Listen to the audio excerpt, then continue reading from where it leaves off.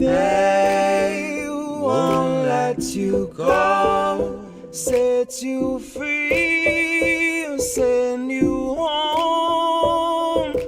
Wait, please say you know what you need is what you owed, and they won't let you go, set you free, send you home.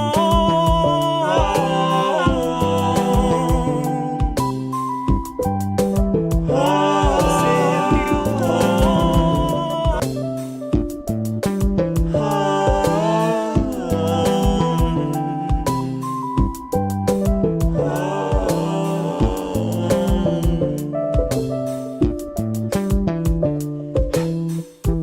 I was close enough to smell the fire. Jesus took the wheel and then he kicked me off the ride. I was busy shouting at myself from in the crowd, about to throw down and drag myself outside. I had to give myself the business. When I show myself forgiveness, it goes right between the eyes. Was looking past my shoulder, never focused on the prize. I stalked myself through burning sand the better part of 40 nights. I found myself staring in the mirror, yelling, go into the light.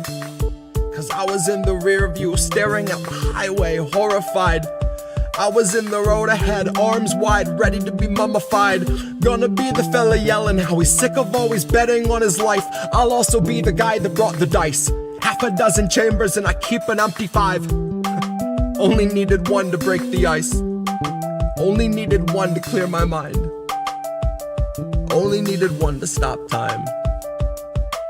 Wait, please say you know what you need is what you owed, and they won't let you go, set you free, send you home.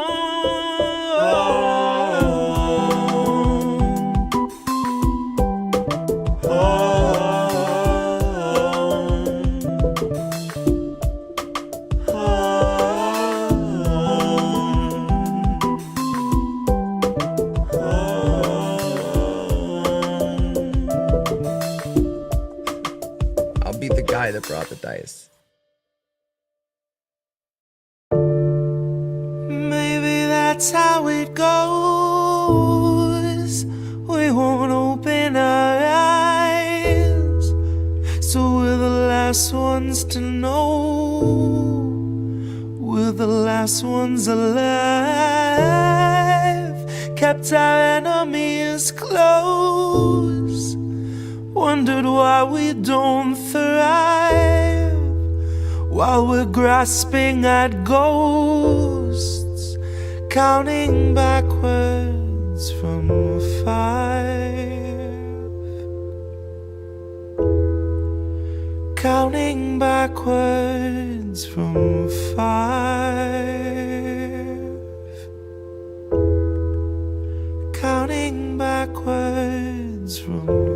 Count back from 5, the theater on fire, the cast on strike. The studio stock starts taking a dive. The contracts tossed and they're gone with the tide. The heads and execs, their hands are tied. We can't pump this dreck and treat you right. But what do you expect from the industry type who survive by the leeching of bodies and minds? From those who original thoughts never seem to find. So they're gonna reboot ALF before your wages rise. And it gives cause to pause and reflect on the times. If they're losing control of their fools and their mimes, when all those obedient actors who grew their careers by averting their eyes are now holding the line, along with the authors of countless scripts that strengthen the hand of that corporate grip, squeezing our throats till we take the pen and we accept and consent to the corporate drip, till you're all up to date on your pharma du jour, till you got a healthy support for the war on your lips. And now you know that the advertisers need more than a rerun summer full of flashback clips. Enter the scans from the year before, all the days of de-aging and mapping the face, and the hours of actors recording their voices are links in the chains that will bind them in place. Now all of those shows are so easy to make. When they got a drone they control that needs no break, it can bend, it can break, and it's cheaply replaced enough up-to-date films all in one take. And those studios bank on us doing our duty, unhinging our jaws and digesting the fakes. 'cause they know that we'll love how synthetic it tastes. Watch as they edit your features without any trace. Not that there's anything you could do anyway. Now watch as they show you a movie of you saying shit you would never say. Dystopia boldly accelerates. Maybe you're only a mold, something to fill with a clone, something that Elon would celebrate. Something they own, something they program and code, something that's woefully able to know it's exanimate. 'Cause it doesn't feel touch over top of the laminate. You will not feel an emotion, but they will not scan and examine it. You and the other consumer contaminants fed on the federal diet of Kiev, Havana, and Tiananmen. I can't be the only one weighing the pros of abandonment. I can't be the only one weighing the pros of abandonment. Where did you think we'd go? Love, there's nowhere to lie. Guess it's not who you know, more it's what you can hide.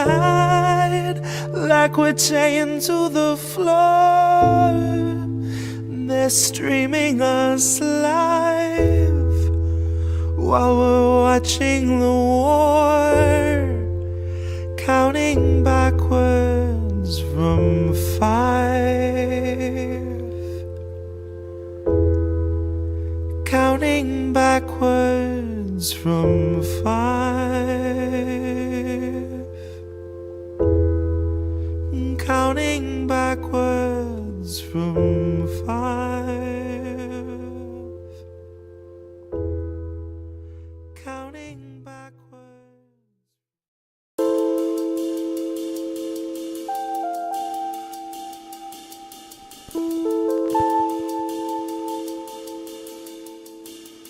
Hey, what about you, eyeballs? What did you see? It couldn't have been me, sir. I was front row in my AOC t-shirt, foie gras sucking on a press release, sir. My head down, fourth shot, good little sheep, sir. Sit down, sweetie. The adults are gonna speak first. They trust the science and they're terrified of research. Here to thank our healthcare heroes, they've been feeding to the burnout, feet first. Until suddenly they dip mid-shift, take a header off a bridge. Such a shame, they were really such a sweet nurse. Now they'll never get the card and the cold slice of pizza meant to thank them for their teamwork. Now they'll never get the baggie full of checks mixed, which would be the one reward they'd see for the moms they had to intubate. And the countless cries of grief since we've been haunted by the specter of the C word. Now all the applause for our healthcare heroes rings a very hollow note because we played it out like Freebird. See, add the ones and zeros in our fragile checks and balances, or checks for all the wealthy who have such unholy talents that we think it's patriotic that we all got zero balances. And re-elect Pelosi so she'll face our toughest challenges. Which is analogous to water for a drowning man. Nancy disregards our impoverished with a spiteful and dismissive little waving of her withered hand. 'Cause 500,000 freezing on the streets is Biden's winter plan. And I bet you swore they told you you were voting for a different man. But really all you wanted was a different man. It didn't make a fucking difference if he finishes the previous inhabitant's agenda and starts auctioning protected land. Biden's born to leap at any war a donor's check demands. Turns out that you can't cure greed once it infects a man. Once they lose respect for human life and focus all their fucking efforts on the oil baron rescue plan. Honey, what are we to Hecuba or Hecuba to us that if she's starving we should give a damn? Why should we be moved to tears if someone isn't eating? We won't even recognize that food is essential to our being. It's just us and motherfucking Israel who will not guarantee that food's a basic human right. Because starvation is our favorite tool of genocide disguised as sanctioned democratic healing. That's me in the corner, losing my religion, gouging out my eyes and then dancing on the ceiling. Jesus fucking Christ, what a feeling.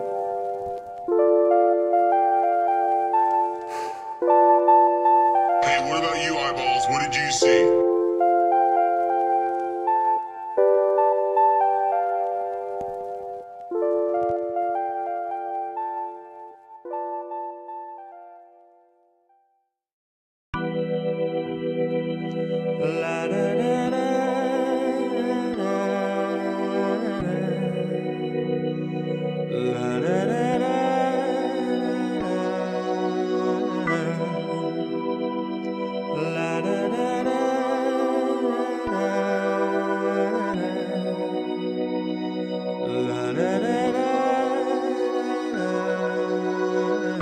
last stand, and I came to deliver. Been called a Clinton operative, a Russian, and a grifter. By libs, a washing student debt, proud to be an intern, sucking up to pigs who get a tax cut in the midterms. You cut the ties but never heal the wrist burns. Capitalist shackles wrap and penetrate like ringworms around the necks of those whose deaths will not affect the king's purse or the coffers of the company the king serves, who manufacture mandated tinctures. Their safety data hanging from a fixture, half a mile skyward, just dangling from the rafters. My grift is sobbing till I'm cackling with laughter. I guess I would've made a decent actor. I'd be great at crying on command until they cut plus 40 minutes after. When the director waves a hand, it ain't a rap, it's now a legal matter. Honey, my grift is weeping on a mic until I'm hacking up airstrike verses like it's bombs away and batter up. Swinging on these bigots, they keep killing us to fatten up. Kill the switch, eat the rich, I think they're finally fat enough. Grab your knife and fork, the world is yours, just say you've had enough. And if you're comfy, you could go ahead and laugh it up. Tell me how the most important vote I'll ever cast is like the choosing of a bus, in that it might not take you anywhere you want, but no one can deny the fact the bus is now no longer where it was. And that's the kind of progress we should celebrate and trust. Spoken like a kid who never took a bus. Spoken like a piece of shit that used some cash to mask his stink and truly thinks he's one of us. Spoken like a terminally unserious person who equates our cries for rights to mixed up orders from a server. It paints a privileged picture of what you would label urgent if the worst thing you've experienced in life has been the time your waiter accidentally brought a tray of gold flake scallop when you clearly ordered gold flake urchin. And now you're storming out the restaurant and hopping in a Tesla. You got 80 pounds of Tony Fauci merchant. Rewind to chains won't make you wait in such a long line. Life's not just a way to waste your free time. Air that's fit to breathe is not a free ride. Free ride. Rewind to a chance won't make you wait in such a long line. Life's not just a way to waste your free time. Air that's fit to breathe is not a free ride. Free ride. Best to place your bets on weaponizing the identity of every limp progressive claiming grassroots integrity. Policy is a slippery slope for all of its complexity, so flex your brave resistance with this Ilhan Omar NFT. Numbered one of 723. Each depicts her valiantly championing a bill before she lays it at a donor's feet. And she can throw her hands up in the air with AOC and say if only Nina Turner could have voted present too, that's why we need another seat. We need some more progressives we elect to only tweet, who live to serve humana and their label of elective slapped on every patient's gravest needs. And every station plays the theme that medical professionals agree on the effectiveness and safety of injections authorized for this emergency. And in purely unrelated news, the profits of the ones who manufacture vaccines just increased by nearly 36 billion with a fucking B. Sometimes it feels like we're the only ones that see. Sometimes it feels like all of us are lost at sea. And every time we think we see an island on the tip of the horizon, it turns out to be another measure making sure we're kept within the watchful eye of murderous authority. And so I guess my grift is crying for the future they denied us, where the people who would buy us are a mockable minority. And we are more than genomes under warranty. And we are more than serfs in constant quarantine. If I had a single breath left, I'd let the chorus scream. I'd announce our leaders claiming none for all and more for me. None for all and more for me. None for all and more for me. None for all and more for me. Rewind to a chance won't make you wait in such a long line. Life's not just a way to waste your free time. Air that's fit to breathe is not a free ride. Free ride. Rewind to a chance won't make you wait in such a long line. Life's not just a way to waste your free time. Air that's fit to breathe is not a free ride. Free ride.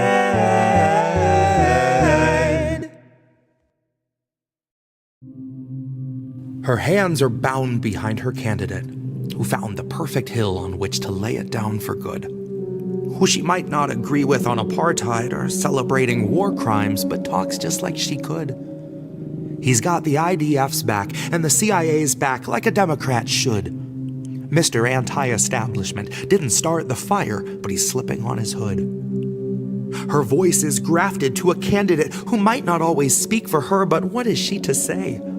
Why bother harping on an issue that Americans won't listen to? It seems like such a waste. But what activism is saying they don't give a shit, but if I don't, why would they?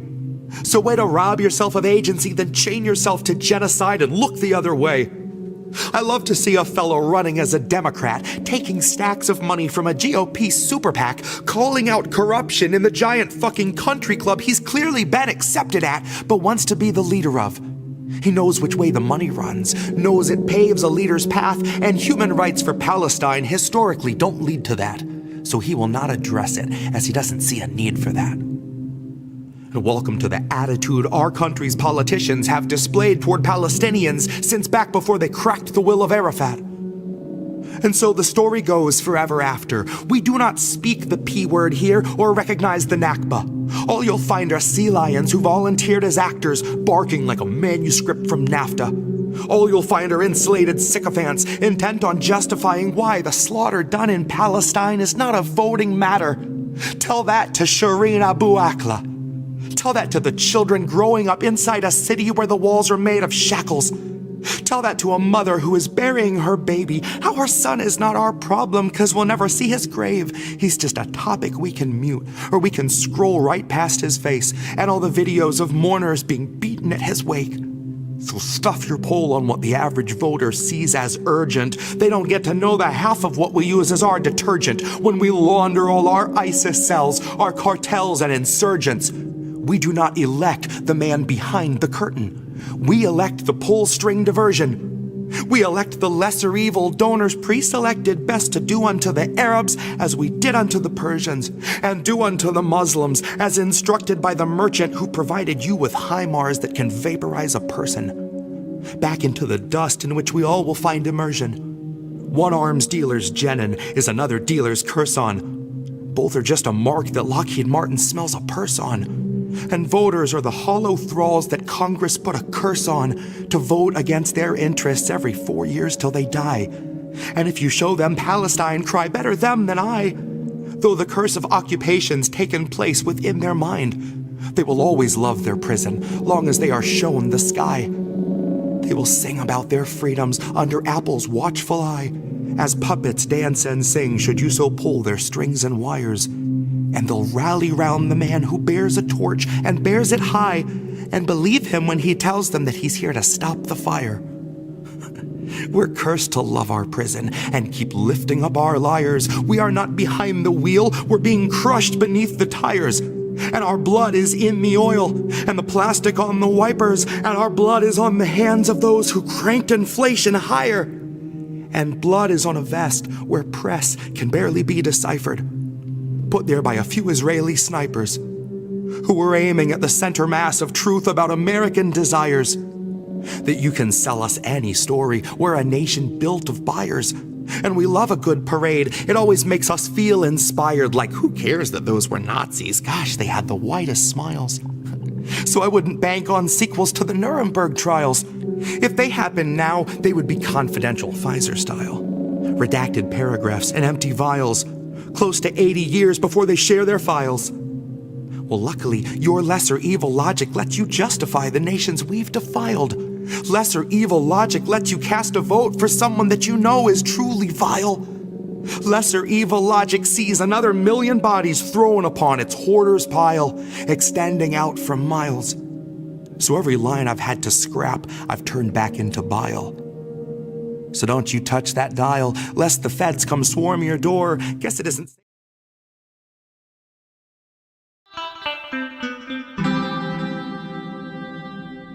Who are these people?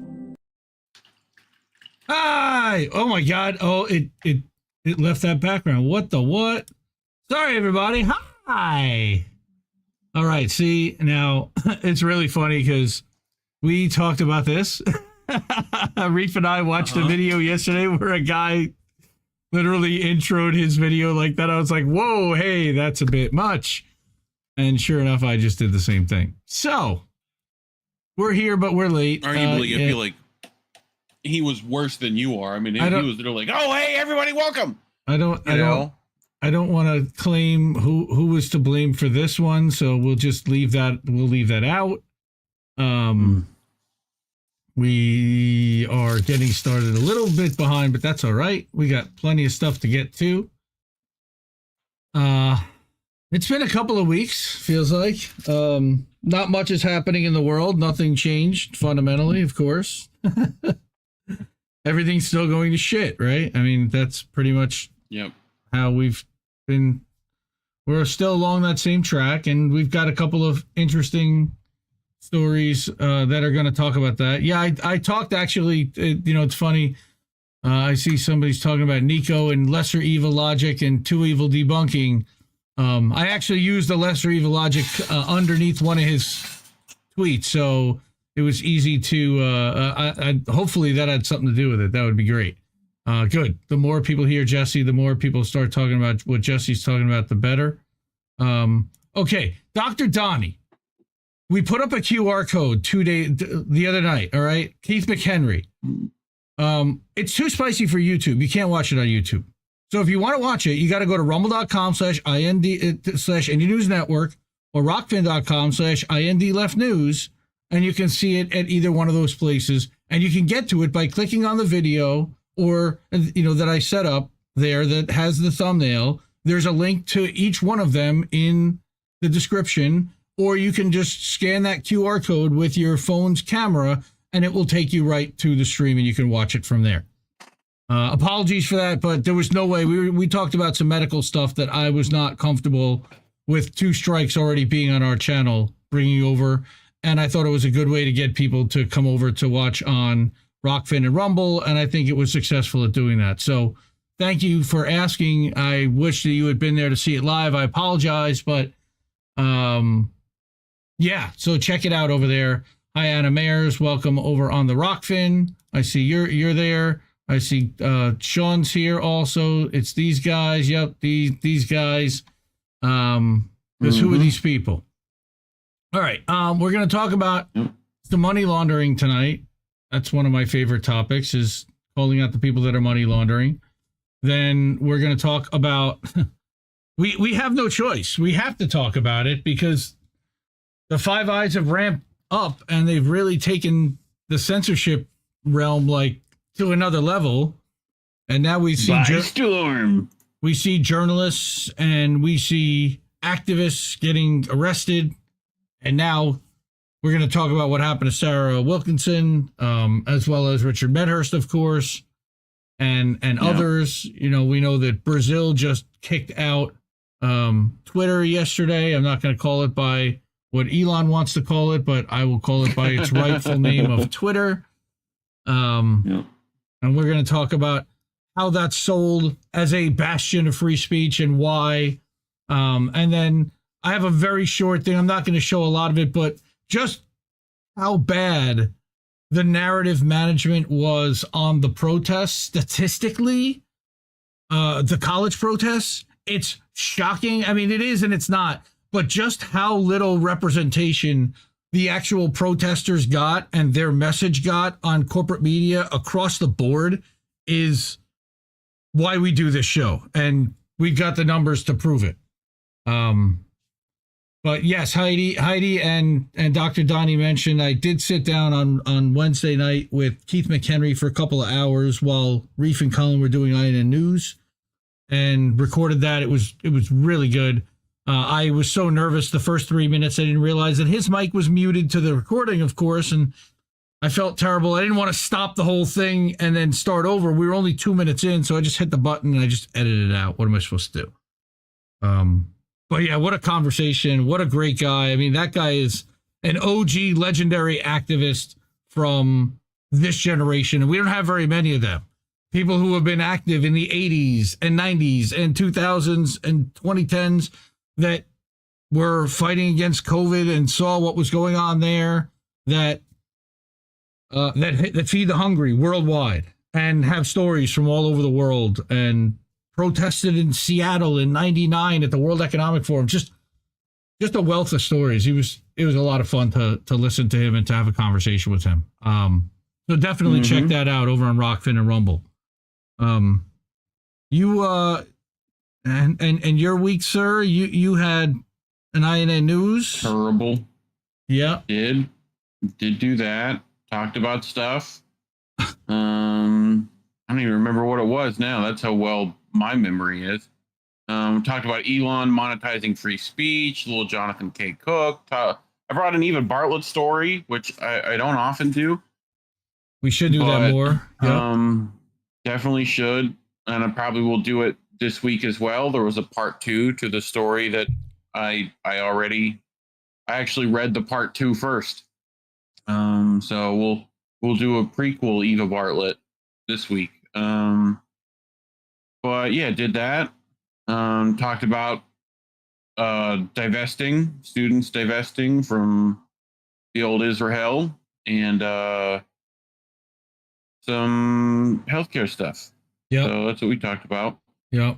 And what else? Anything else this week that you guys that you worked on, or you Colin, anyone? I mean, other than like doing some PC cleanup, had to buy a new mouse. Right. Apparently that affects performance by a lot. So, very excited about his new mouse. Yeah. And set up a whole set of profiles for recording gaming stuff. So we'll see how that goes. Oh God, and Anna, yes. I might put that up to my channel. By all means, Anna, yes. So, Shanda. Yes. Our definitely friend, talk about that. Our friend Shanda needs everyone's help. She's got, she went to the hospital. I don't know if you've seen her streams or her channels, but she's been diagnosed with a pretty aggressive lung cancer, and she's going to need some. She put out a GoFundMe. If you can help her and send her love and support, she's going to need it. This is a gut punch for all of us for sure. Just kind of speechless. I've had one co-host on this show other than Reef in 2024, and it was Shanda, and to hear that just we hang out with Oz, and when it rains, as they say. Oz is one of our closest friends, and just to see this, to see him go through this, and to see them going through this, and to see all of us have to go through this and support her, it's going to be tough, but yeah, we need to stay positive for her and give her all the love and support that we can. So we love you, Shanda, and we're thinking about you for sure. But yeah, we're gonna cover and talk about some stories tonight. Again, I'm bringing a story from our boy here, the Golden Monarch, because he wrote something that's relevant to what we're talking about with regard to crypto and how crypto has now made its way into the 2024 election cycle. We also couple of ways. Yep. So let's get to the first part of that story, which was a Common Dreams article through Public Citizen. And I used to love Public Citizen. It was started by Ralph Nader. They have gone complete TDS shitlib for the most part, but they still do report on the money. And I saw this in Common Dreams last week, and I'm just like, ooh. And I really didn't hear too many people talking about this and the influence that it could potentially buy over the election cycle. So today, Public Citizen released a new report revealing that the cryptocurrency sector is exploiting the Citizens United ruling to an unprecedented degree, dwarfing direct corporate spending by big oil and other corporate sectors in the 2024 elections. Again, most people haven't heard of this because it hasn't been talked about. But the cryptocurrency companies like Coinbase and Ripple are able to spend over $100 million to silence crypto's critics and elevate its backers, okay, embodies everything that's wrong with the Supreme Court's disastrous Citizens United decision. And I agree with that. That's the director of research. I can't hear Ripple without thinking of Sanford and Son. So that's XRP. That's their symbol is XRP, Ripple. All right. Corporations can't vote, right? But the sole reason crypto is a hot button topic in this election cycle is that crypto businesses are spending eye-popping sums to make themselves impossible to ignore. They're buying favor, just like they bought their way into Booby Kennedy's campaign, it appears. I don't know. Yeah. I was told that there's a connection between Nicole Shanahan and the crypto world. I have not personally seen it myself, but I certainly could see that and see that being an influence. All right.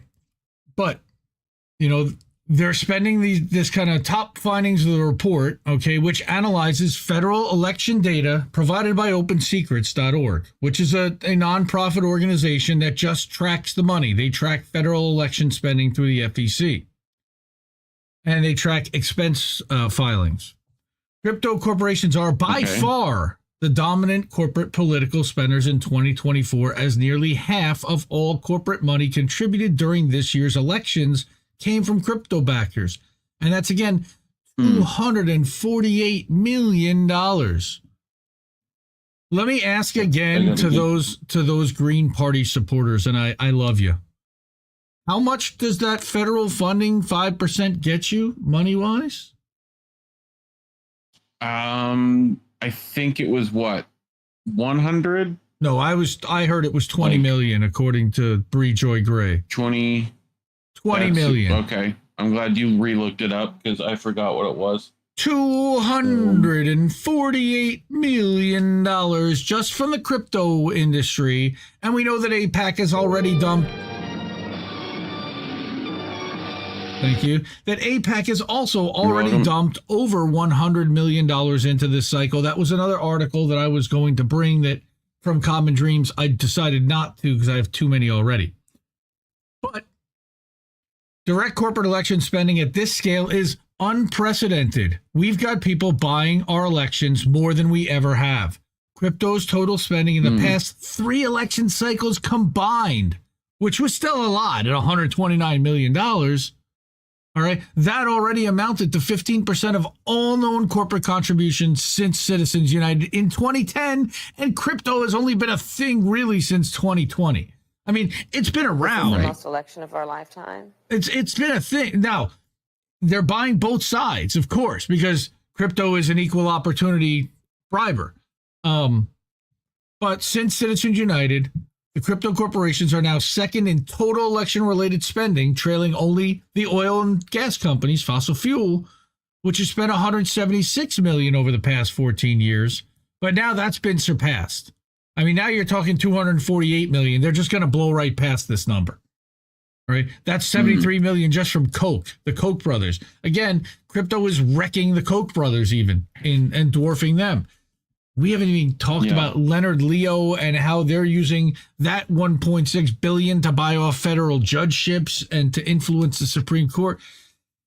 Guys, there's money that we're up against. Now, this is where I think that Golden Monarch was actually ahead of this even before this, because I sent him this.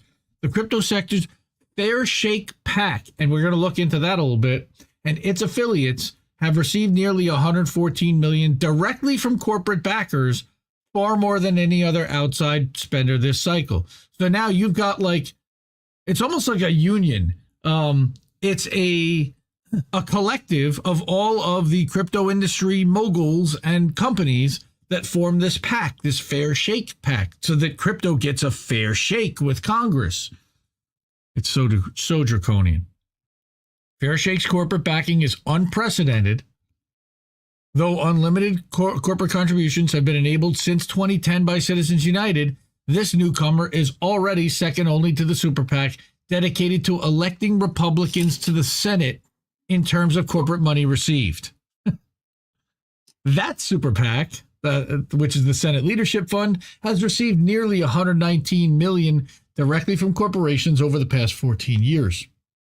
Largely, of course, again, fossil fuel or oil and gas, but many other sectors, including crypto, tobacco, for-profit prisons, all the wonderful people in this world, right? Yeah. The worst people you know are all behind this shit. Oh, yeah, by the way, there's also a huge Zionist tie on top of that. And Golden Monarch has written about that extensively on his Substack at goldenmonarch.substack.com. Before I get to the Monarch's piece, I want to first make an appeal here that we are very close now. I have just about all the Zago illustrations of all the Indie Media Award honorees. And if you can make any contribution that can help that, we want to get that taken care of and paid off so that we can help Shanda, we can help Angel get a new machine. We got a lot of things we'd really like to do, and we need your choice, your help and your funding to do it, because we don't take ads. We don't, we're solely user funded and monetized. So really appreciate your help and your support there. As the Accord Lord says in the immortal words of Misty Winston. We're fucked. Yes, I think in a way we kind of are. Yeah, Monarch's going to talk about Katie Porter was essentially defeated due to sheer crypto, doing crypto ads targeting her. She obviously sucks, but the overkill went through, and they put someone in much worse, for sure. A corporatist who's down with the banks. Namaste. Go starts over on Rumble. So if you're rumble.com/c/Indie News Network, we're over there. Kameshwari Kate, thank you so much for the contribution. Catch Shanda live on Monday morning on Rumble, Rockfin, YouTube, on Trailer Park Pundit. You can support her there as well. Yeah. And then if Reef can figure out a way to find the GoFundMe link and we can drop that somebody in the chats, we can spread that across and get everyone there so they can hook up our friend. So let me close that down and go back here. See, I talk about my engineering stuff. This is what needs to be edited out when I do my clips. Okay. Bam. This fascinated me. I didn't even know who this woman was. And you probably don't either. Because she's a senator from Wyoming. Why the hell would anybody care who she is? Do you know who she is, Reef? No. Mm-mm. I figure no. So, Cynthia Lummis does not represent the American people. This is Lummis. Lummis. I think it's Lummis. I think it's pronounced Lummis. But Senator Cynthia doesn't represent the American people, especially the state of Wyoming. And backing her is none other than large donors, including pro-Israel lobbyists. What a surprise.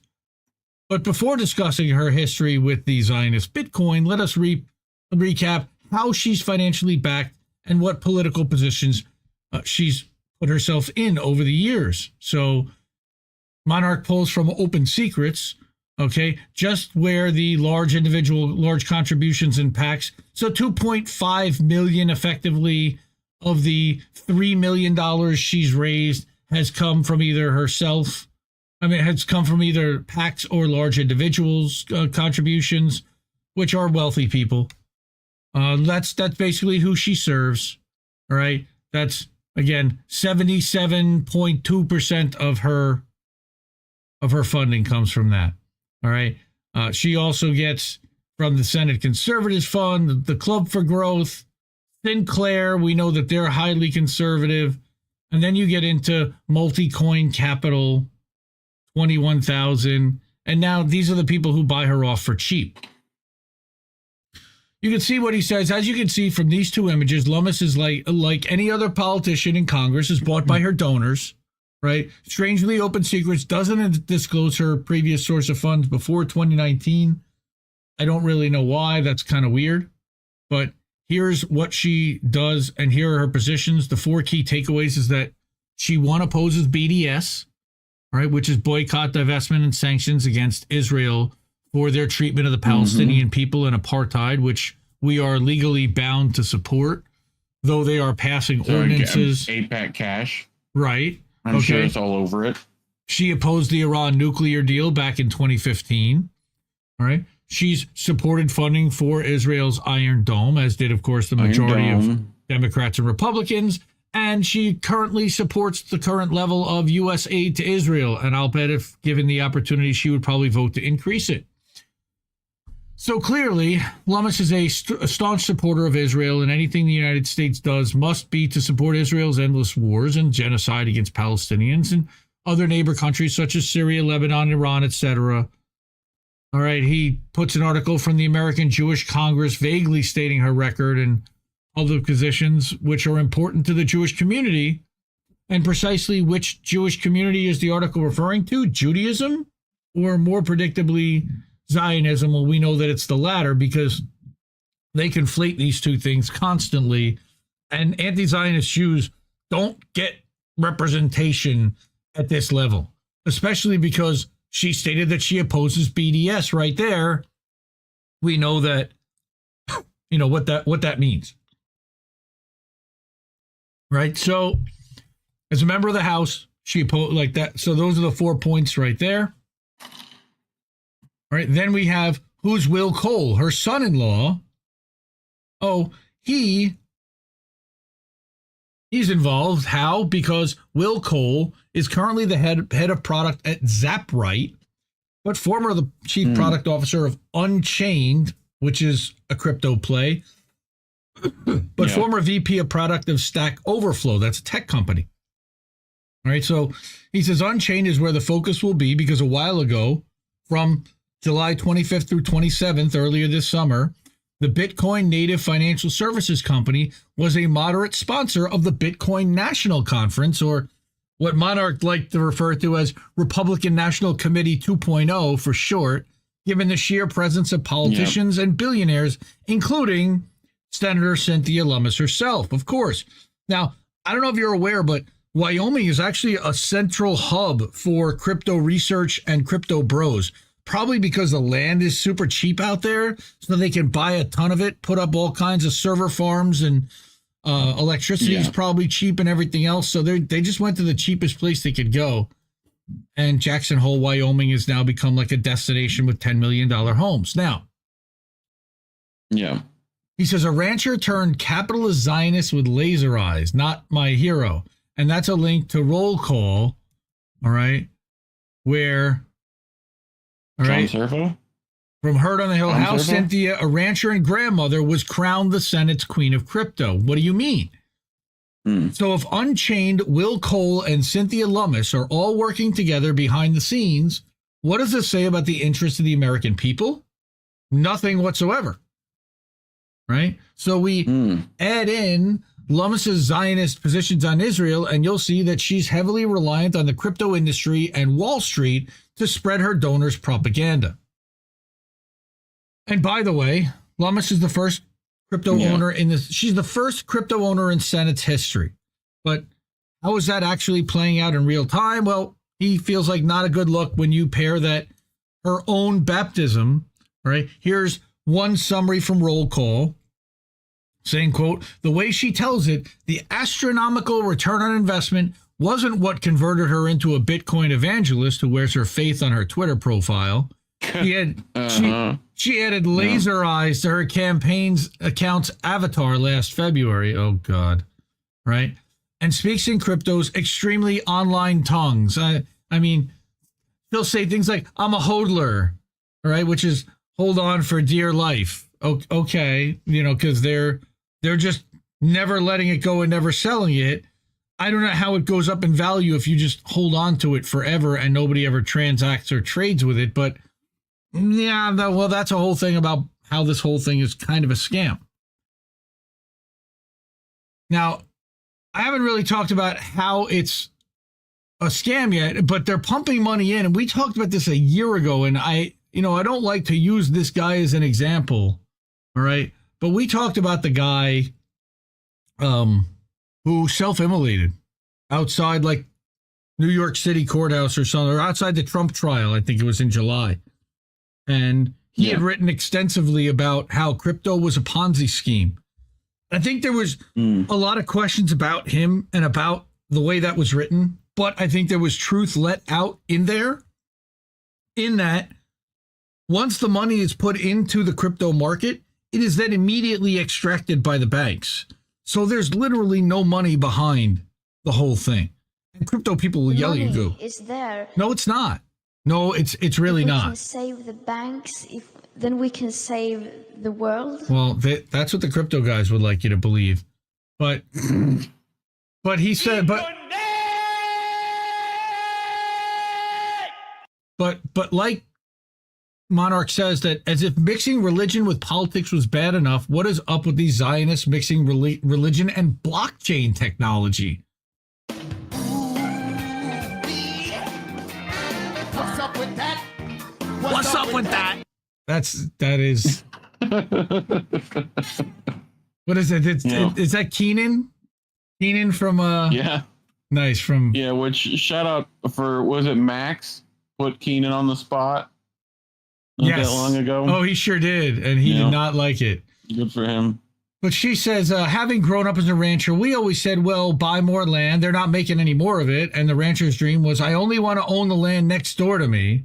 She said the concepts of property ownership have always been embedded in the way I grew up. She's a rank capitalist, of course. Just like land, Bitcoin is a store of value. It is property. It's a commodity. It's limited. There will only be 21 million Bitcoins ever produced, ever, until somebody decides to have them or make something that they put more value in than Bitcoin, like Ethereum or any other type of digital made up with nothing behind it currency other than the amount of power that it took to generate some digital key that people claim is worth something. Essentially, she's a petty crook, a thief who wants to legally have more ownership of somebody else's assets, be it land, Bitcoin, Lebanon. What a vile, disgusting, wicked witch of the bucks. Wicked witch of the Wyoming West. I love that. Well, Toys R Us bucks, you know what? They could have issued their own crypto in like 2005 and been way ahead of the game and literally tokenized their entire product.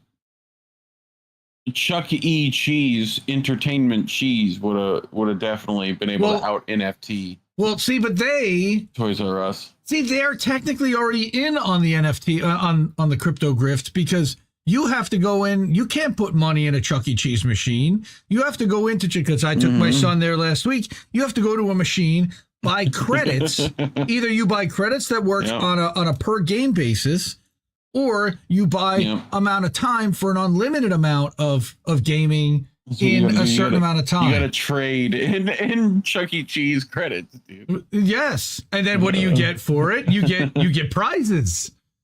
We get prizes. All right. So, but yeah, now what's happening is she introduced a bill, the Senate bill 4912, in the midst of being analyzed, the U.S.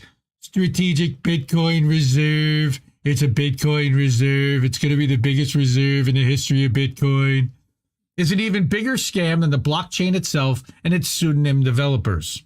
And that's a whole other article that Monarch wrote about Satoshi Nakamoto and who is that, and another fascinating article. I could spend an hour just doing his show, doing his articles, and maybe we will one night. But the one politician, well, it's something like that. It is. Bruce Willis is not involved, I promise. But the one politician to benefit most from this reserve would be none other than the woman who proposed it to begin with, Senator Cynthia Lummis. What a surprise. As a reminder, she's pro-Israel, pro-Bitcoin for Christian Zionists, and corporations such as Unchained and undoubtedly bigger financial institutions such as BlackRock, it should come as no shock that establishment pro-Bitcoin articles and even prominent crypto bros and gals on social media never mention any history of her political positions, let alone the fact that the Wicked Witch of the Wyoming West isn't out there to serve the American people. She's out there to serve her donors. Hashtag free Palestine, hashtag fuck Bitcoin. goldenmonarch.substack.com, goldenmonarchnews.substack.com.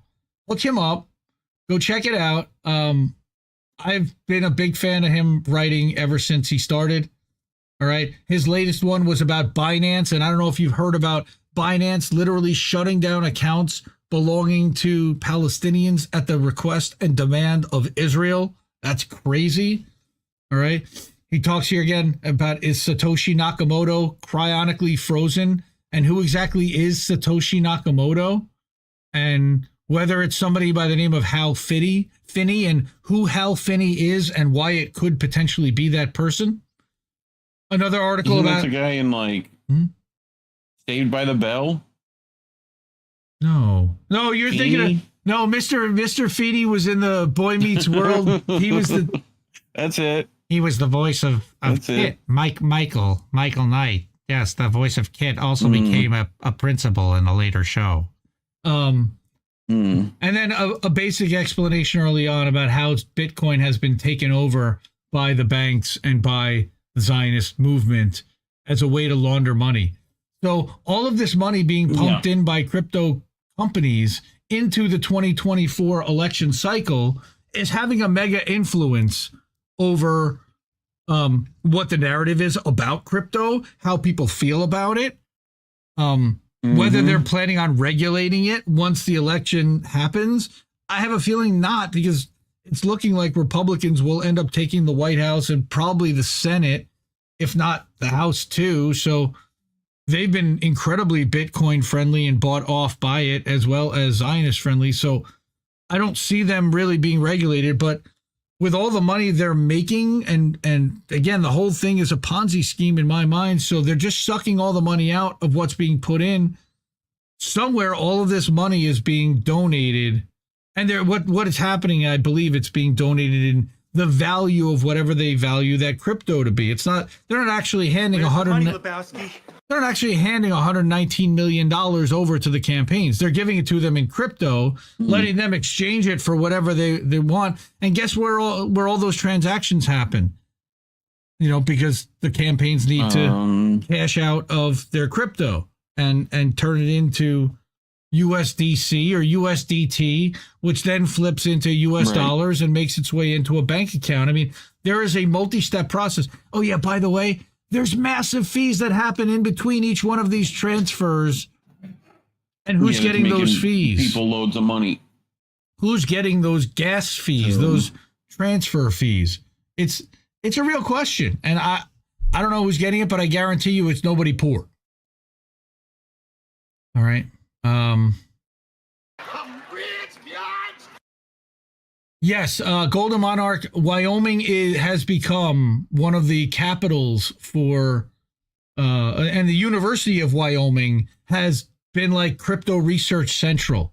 They also found a way to funnel it through education and through schools, and that's another way that they launder it, is through nonprofit organizations that accept and deal with crypto.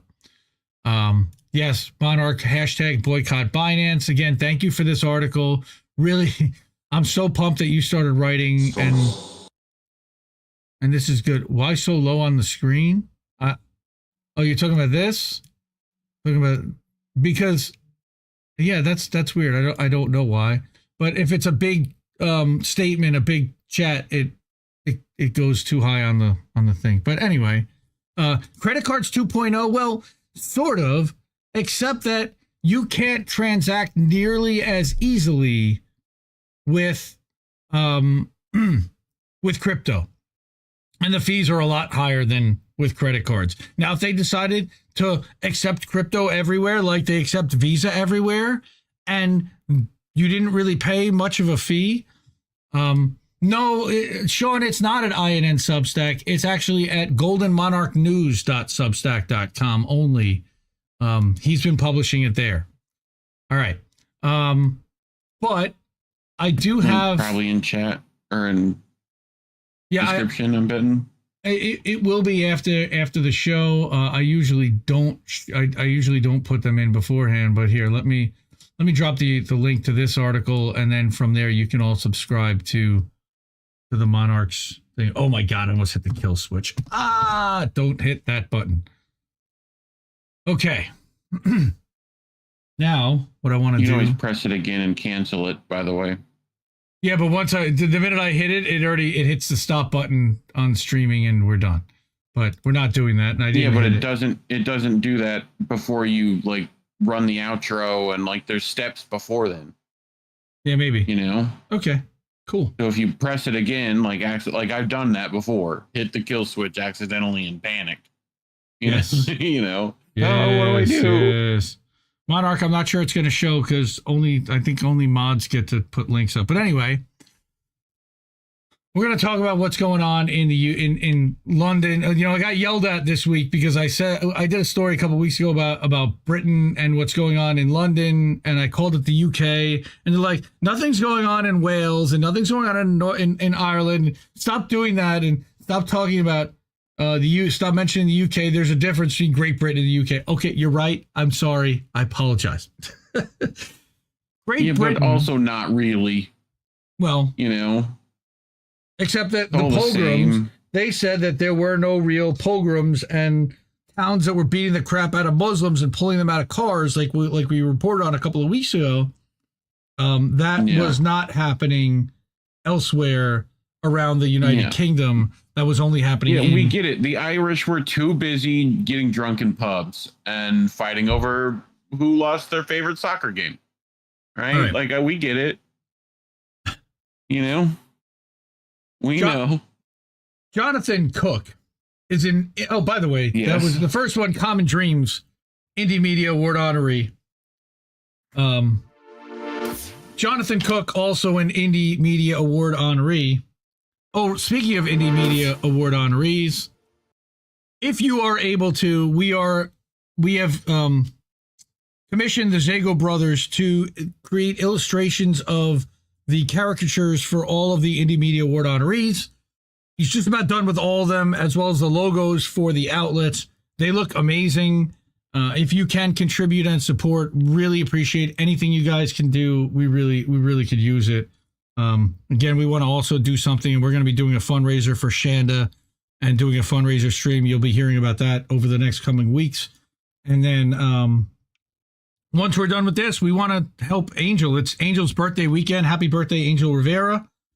And the Handsome Cynic does a couple of shows on INN, and we want to be able to hook him up with a new machine, a new PC. His has been struggling, and he's been doing this a while, so we want to see if we can help him out. But I want to get to what's been happening, and this is why it's so important, is what's been happening in Great Britain, and we're worried about them bringing it and happening here, but we need dissident journalism, and we need activism. But what Jonathan Cook has been reporting, now remember, they don't have free speech in England like we do here. They don't purport to. They have laws about how you must report and what you can and can't say. But now we've got Keir Starmer as the prime minister, and he seems to have taken on the Democrat version of censorship. All right. His purges of labor have mutated into the arrest of Palestine supporters. And this is where we've got, of course, Sarah Wilkinson, very famously, I think, was that Friday morning I woke up to see that she was arrested in her home. Yeah. Like brutally. And then they took... We'll talk about what they did to her. So Jonathan writes, the arrest yesterday of Palestine solidarity activist Sarah Wilkinson, following the arrest of journalist and friend and Indie Media Award honoree Richard Medhurst last week, both based on an improbable claim that they violated Section 12 of the Terrorism Act, is definitive proof that Keir Starmer's authoritarian purges of the labor left are being rolled out against critics on a nationwide basis. You know, we saw this years ago when Corbyn was running for prime minister, and they smeared him and tried to take out anyone that was pro-Palestine in Labour. He says, now safely ensconced in number 10 Downing, Starmer can crush the basic rights of British citizens with as much relish as he earlier pummeled the remnants of democracy inside the Labour Party, and for much the same reason. The British Prime Minister is determined to terrorize into silence critics highlighting his, and now his government's, complicity with Israel and its genocide in Gaza. Yes, thank you, Gold. Thank you that Sarah's been ordered no phone and no computer use. Correct. We're going to talk about that.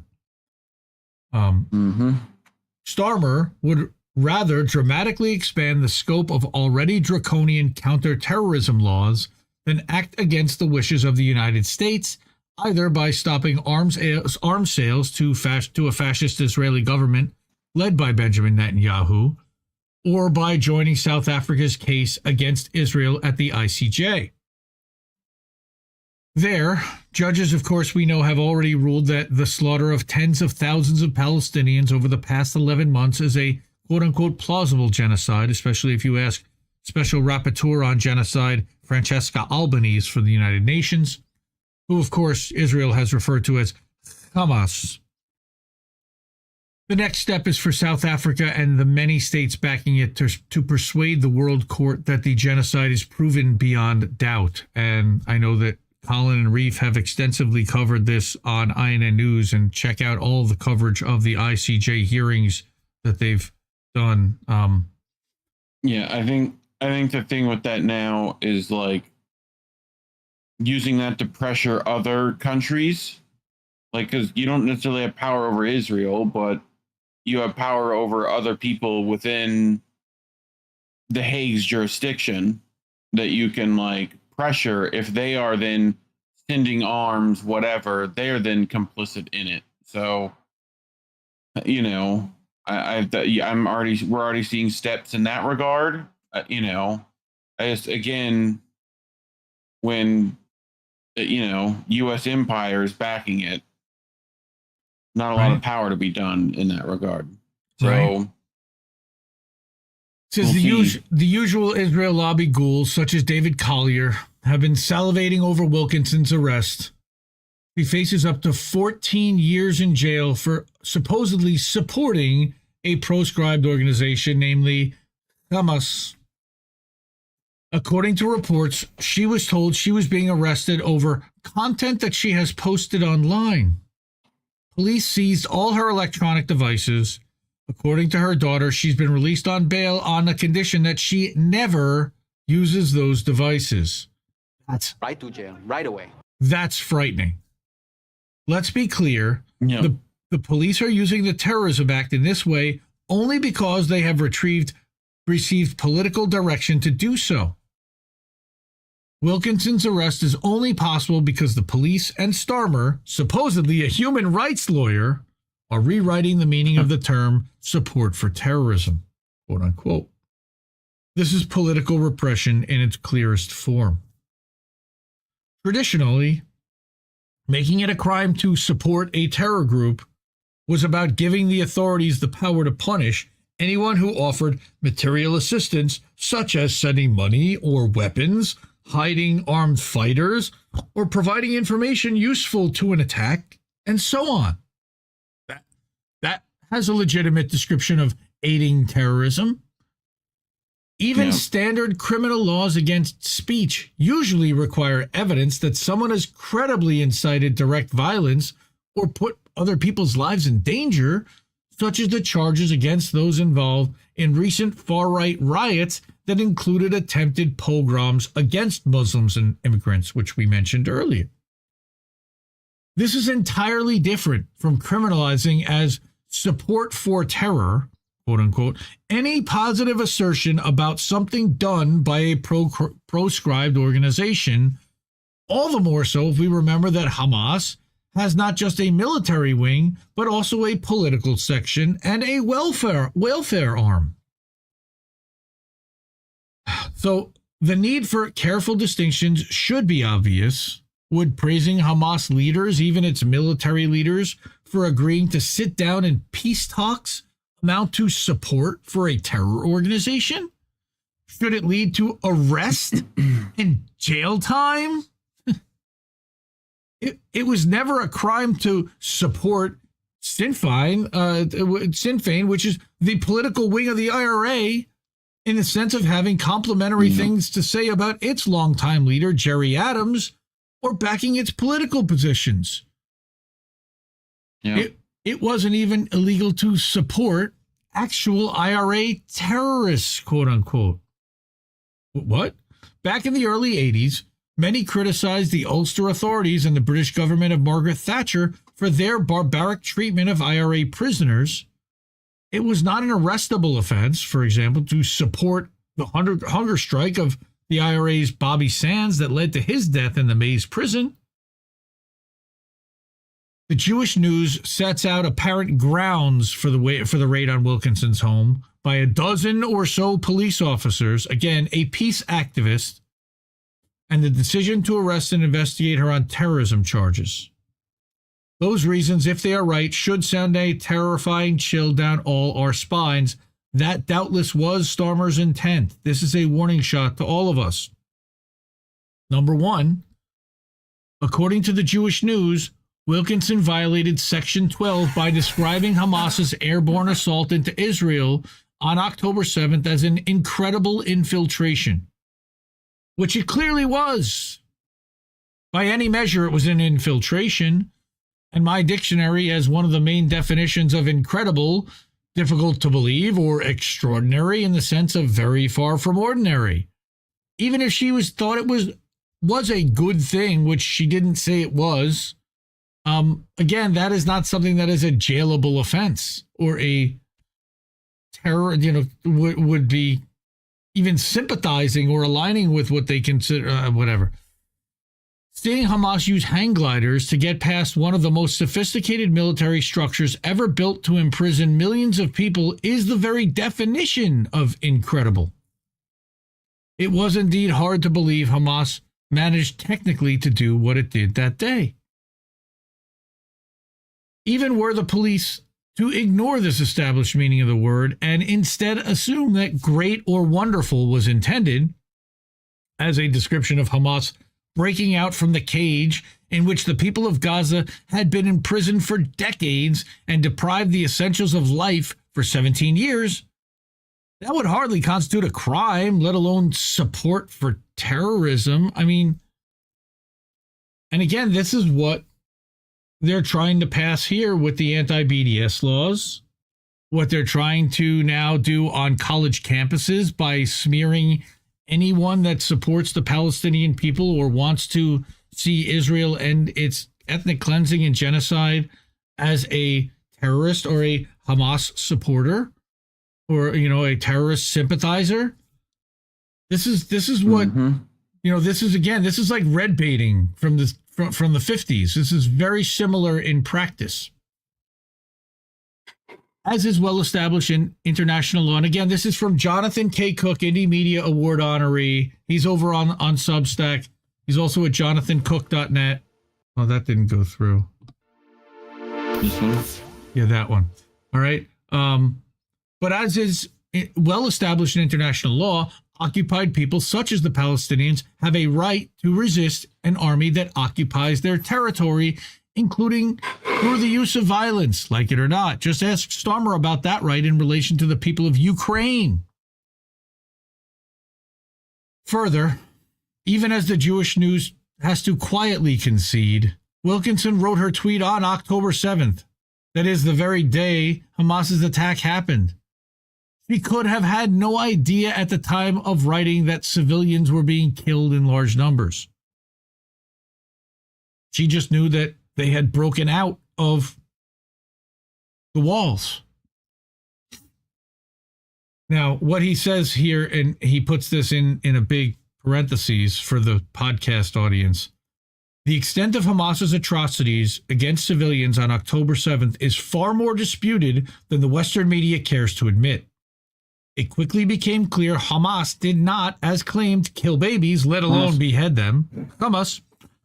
No substantive evidence has been produced so far to show that there were rapes that day, let alone the use of rape as a systematic policy, as Israel and its supporters, of course, allege, including the former CEO of Facebook, Sheryl Sandberg, that had an atrocity porn video made. All right. He says, some Israeli civilians we now know were killed by Israel's own security forces when the so-called Hannibal Protocol was invoked. Again, see INN News for extensive coverage about that. And other Israeli civilians may have been targeted by some of the armed groups and individuals not allied to Hamas that poured out of Gaza through breaches created in the electronic fence around the enclave. That's all in the parentheses added by Jonathan about October 7th and the day. He says, but even if we assume that both Wilkinson knew civilians had been killed that day, which we don't, and in large numbers, which we don't, and that her use of incredible was meant to signal her approval of the killings, which we don't, it should not constitute a crime to note the extraordinary military feat of breaking out of Gaza. No one should be locked up for being impressed by violence. If we wanted to make that some sort of principle, we would have to go around. If that was the case, right? You know, that's what he says. All those UK people shouting out Leon Edwards for boom headshot dead. They'd have some trouble, wouldn't they? Just a little bit, yes, sir. All those Patty Pimbleton fans, all those, Well, he says if we wanted to make that some Michael sort of Bisping. principle, we would have to go around arresting large numbers of Zionist Jews. Who's the guy, Michael, what's his name, that walks around with the Israel flag on UFC? All right. Oh, yeah, I forget his name, but yeah, he's one of the Brazilian guys. Right, but arresting large number of Zionist Jews and non-Jews in Britain who've been keen to voice their enthusiasm for Israel's months of slaughter in Gaza. So, again, double standard. It's okay to say that you're okay with Israel, quote unquote, defending its borders. Ridiculous. They don't have. It's all within their own borders, not defending themselves. They're imprisoning these people, and it was a prison break. Now, she says, Jonathan also writes, the Jewish News also cites Wilkinson's praise for Ismail Haniyeh, head of Hamas's political bureau, shortly after he was assassinated by Israel in Tehran. Forget about the fact that Israel assassinated him. She referred to him as a hero. All right. As context, let us note that before his murder, Haniyeh was widely viewed as a moderate, even in Hamas's political wing. Living in exile from Gaza, he appears to have no foreknowledge of the October 7th attack. He was one of the main players in efforts to end the bloodletting in Gaza and bring about a ceasefire through negotiations with Israel. So naturally, Israel killed him. And that's okay to celebrate if you're in the UK. But if you defend and you question that, you're apparently now going to be arrested, or you could be. Killing Haniyeh was... Go ahead. I'll tell you my theory. So, do you know of a little policy in, I guess, Great Britain? Want to get that correct. Make sure it's Great Britain, not the UK. Although it also might be UK-based, but called Phantom Parrot. Are you aware of this? No. So, a Phantom Parrot, which there's a whole INN, segment on it that you can go look up, called Phantom Parrot, that I know not many people have you watched because the views are very low on that. We see the numbers. But it's essentially with this terrorism code, which they can pretty much, it is at the bailiffs, discretion. They get to just decide whether you're a terrorist or not.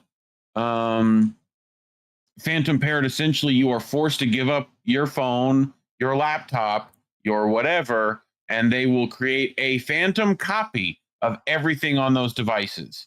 Every connection you have, every photo saved, every file, everything. They just literally copy it and then hand you your devices back. Nice. right? So I'm betting that between Richie's and this woman's, that is the intended purpose, to get whatever information on their technology they can. Yeah. So I would assume that it's information gathering, less persecuting, but they'll do that too. So yeah. Again, killing Haniyeh was intended by Netanyahu to bolster the hardliners in Hamas's military and political wings. By sabotaging hopes of a ceasefire, Israel's government has been able to continue its genocide, of course. It is no more unreasonable to view Haniyeh as a hero for conducting a political struggle to free the people of Gaza from what the World Court has decried as an illegal occupation and a system of brutal Israeli apartheid than it was to view Sinn Féin's Jerry Adams as a hero for his political struggle to free Northern Ireland's Catholic community from the oppressive rule of Britain and Ulster loyalists. Yeah. You may disagree with Haniyeh or Adams' politics. You may denounce anyone who supports their positions, but you should most certainly not be in a position to lock such supporters away. Not if we want to continue believing we live in a free society. Adams spent many years as an elected member of the British Parliament, though he refused to take up his seat in Westminster in protest. No one ever seriously suggested those who supported him, either by calling him a hero or voting for him in elections, should be arrested and jailed. Anyone who had done so would rightly have been called out as monstrously authoritarian and deeply anti-democratic, which is what a lot of these people actually are. Now he says, finally, the Jewish News suggests that Sarah Wilkinson made historic online posts, some 8 years ago, amounting to Holocaust denial.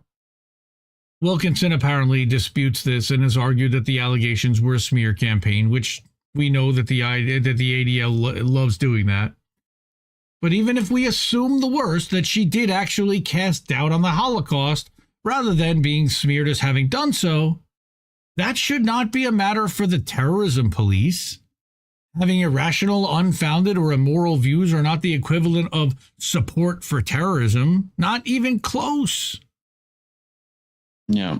Let us remember, too, that even if Britain's terrorism laws are going to be enforced so expansively, the first person who should be arrested for supporting terrorism is Starmer himself. Months ago, he insisted numerous times that Israel had a right to block food, water, and power to 2.3 million people in Gaza, which is a policy that Israel has indeed pursued. That's a war crime. Yes, and has resulted in a man-made famine that's starving Palestinians to death and causing also disease like polio to come back. The ICC's prosecutor is seeking Netanyahu's arrest for that starvation policy because it is a crime against humanity. And I don't even want to watch him say so because it's just disgusting. But you can watch that. Yeah. Starmer, again, reminder, he's a human rights lawyer, knew that the starvation of Gaza was terrorism, or collective punishment as it's known in international law. And yet he gave that very act of terror his full-throated backing. And yeah, that's a great line. Deep-throated backing yes, at this point. Go ahead. We're good. And his words had much more power to influence events than Wilkinson's ever could have, of course. As opposition leader, he was in a position to add tangible pressure on Israel to stop its starvation policy by pointing out it amounted to state terror. He chose not to. As prime minister, he's in a position to advance the arrest of Israeli leaders for their terrorist acts under the principle of universal jurisdiction. He can also stop arming the genocide. And he's done neither of those things. If we had a functioning system of international law, Starmer would undoubtedly be at serious risk of ending up in the dock of The Hague himself, accused of complicity in war crimes, as would the entire U.S. Congress, as would the U.S. president, and our military leaders and a lot of other people. Which is already starting to happen. I mean, I don't know about happening to actually get people in cuffs, but, you know, there's definitely been some countries use that ICJ ruling to go after other countries near it. Yep. You know? We now face the terrifying Orwellian reality that a genocide complicit prime minister can repurpose Britain's counter-terrorism laws to jail anyone who opposes Israel's genocide and Starmer's complicity in it, charging them with support for terror. Not even terrorism, but just support for terror. Anyone who says ever that they like hummus, they could potentially be attacked with supporting terror. Or they like Palestinian olive oil. You got a watermelon flag up. Or watermelon, exactly. You know, Starmer wants to be judge, jury, and executioner, and we must not let him get away with it. You have a red triangle in your name on Twitter, or, you know. Yeah. And again, any of the above. That could happen anywhere, like here. Stories like this, as Reef likes to say, is why we are demonetized on YouTube. We just got hit again for some kind of a medical thing last night, talking about the thing about polio and Israel. Polio, the WHO vaccine stuff with Gaza kids, which like they'll get you a 3-day pause in the slaughter for that. So, you know, just gross. So again, put that up. These amazing people, including a lot of them are in chat. We did get 2 new subscribers to IndieMediaToday.com Substack this week, paid subscribers. So thank you. Judge Sturdy and Ben Aiken. Thank you so much. Ben Aiken over across the pond in London. And that's really cool to get some support from Britain as well. Done. Yep. Deborah, wow. Deborah blew us away on Patreon with a subscription last week, too. Thank you. Jonathan Henrik was gave during boats last week. Thank you so much for that. So, again, it's coming through, and you guys are coming through for us, and we really appreciate all that you're doing to support independent media, because where else are you hearing stories like that? I mean, a lot of independents are talking about the censorship that's happening and the crackdowns in the UK. But nobody on corporate media, at least from that kind of a framing, they're all perfectly happy to smear these people as terrorist sympathizers and as going along with that narrative. Turn on MSNBC and God forbid what you hear about they're saying about the UK. It's all just fear-mongering and ridiculousness. So speaking of ridiculousness, our friend Laura Kay, and I'm going to breeze through this one quickly. Counter-terrorism police focus on the real enemy, journalists with the wrong opinions. I bet this makes you feel safer. She is the queen of snark and the queen of satire, and nobody does it better. All right. She's talking about asking why the government is determined to protect Israel is now a hate crime, and feeling a twinge of empathy for Palestinians is now a thought crime. Expressing firm disapproval of British politicians counts as a death threat, and mentioning any of the Prime Minister's 357 U-turns is now misinformation. Yeah. She's joking, of course. But a woman was arrested in Liverpool for saying Netanyahu is going a bit too far, isn't he? And a manhunt is underway for a terrorist who said he doesn't like seeing Palestinian children suffering horrible injuries.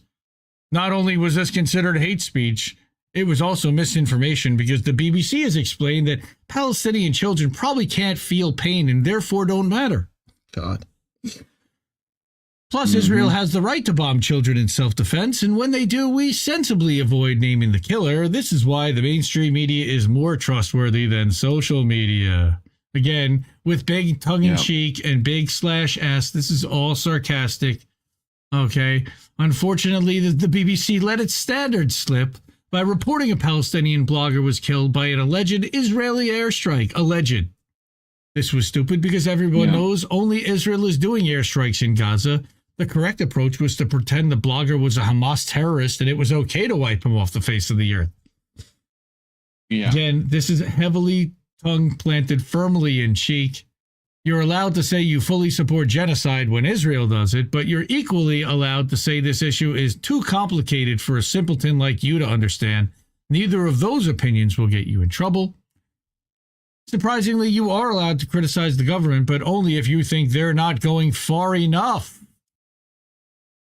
I think Pierce Morgan's already experienced that. Yeah. All right. Yeah. She's great. NormalIslandNews.co.uk. Read this article.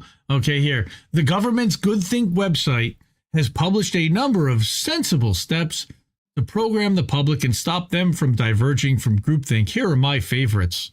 This is real, by the way. Social media users must pledge allegiance to neoliberalism when they open an account. That's a joke. They must quadruple the likes of government ministers to make them look popular. And, all memes must be vetted by the Ministry of Truth prior to publication. Nia Jankowicz was certainly like that. All bloggers must register with the government and wear an electronic tag on their ankle. And, of course, police dogs will be set on anyone who calls Rachel Reeves a red Tory. So she's just hilarious. It's not just journalists, bloggers, social medias, and users and your neighbor who's had a few too many who need to be censored. It's the judges at the world's highest court, of course, the ICC. All right. This is because Western democracies have value free speech, right? Unlike the bad countries where people have the wrong religion and or skin color, we're much better than them, aren't we? Again, Normal Island News. Check out Laura. She's great. She just had a baby. Congratulations. Again, she's also, she has Ko-fi, so you can hook her up on Ko-fi. We're also on Ko-fi, ko-fi.com/Indie News Network, where we are. You can hook us up there because YouTube decided that we're not worthy. We're not worthy. We're not worthy. All right. Now, I have been screaming about mainstream, I hate the word even mainstream, but corporate-funded, corporate-owned, corporate propaganda media for a long time.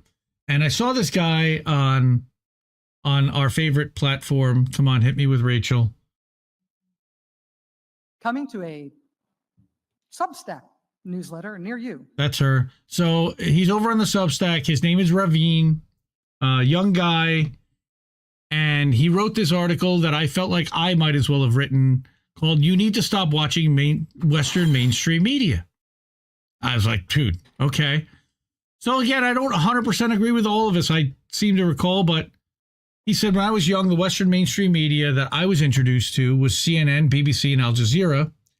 Now and then my father would turn them on to listen in the background while he attended to other tasks. I got the most exposure in my grandfather's house instead of my own, as I was never one to watch the news in general. He would routinely watch any one of those three channels at night, and I'd occasionally join him to get informed and spend time with him. At that young age, I naturally assumed that the mainstream media were truthful and of the highest standards.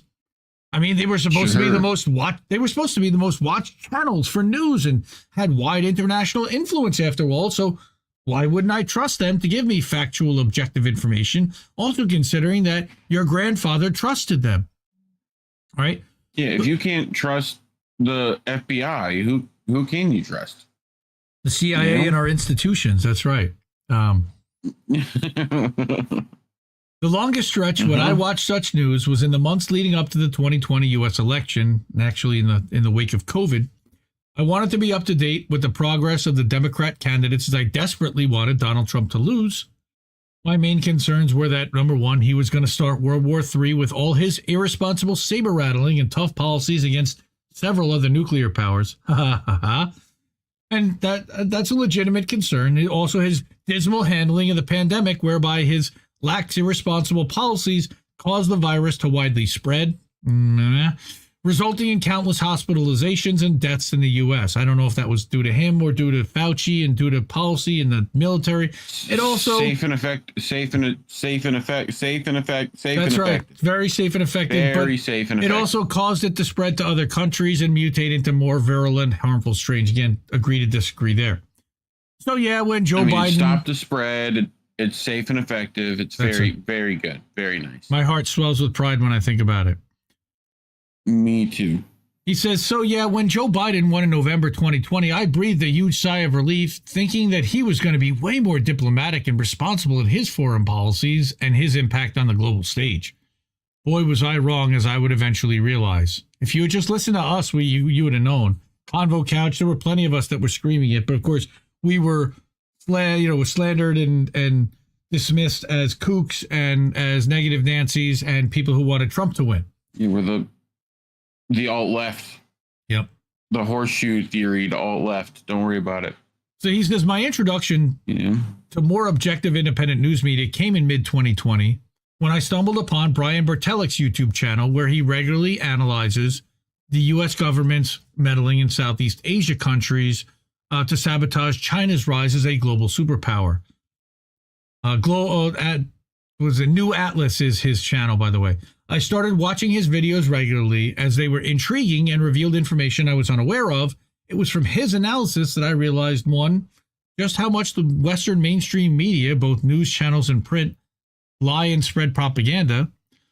Two, that they're essentially a tool for the ruling class to manipulate their citizens into supporting their greedy, destructive agendas.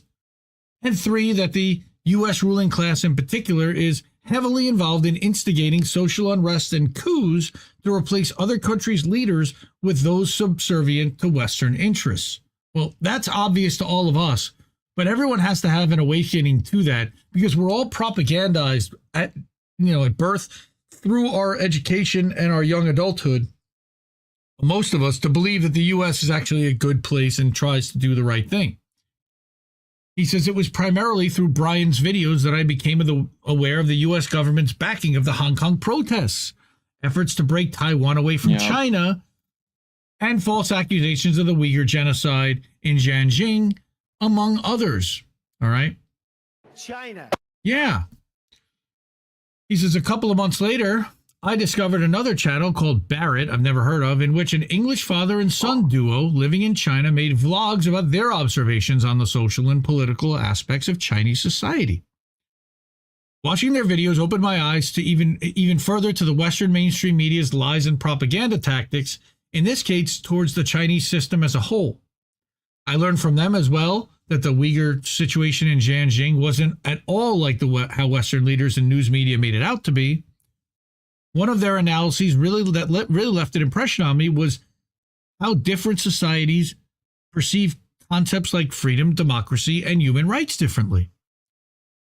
Many U.S. citizens place more emphasis on having more than one political party to choose from, not being pressured to wear masks or take vaccines, being allowed to own firearms, being allowed to openly protest and challenge the government. All right. On the other hand, many Chinese citizens may place more importance on having a decent social safety net, not living in poverty, proper treatment of the working class, being safe from crime, having low corruption in the political system, etc. Right? The Barretts made me realize that you can't just 100% apply certain cultural beliefs from one part of the world to societies in other parts of the world with different cultures, historical backgrounds, and political systems. Are you listening, Ukraine?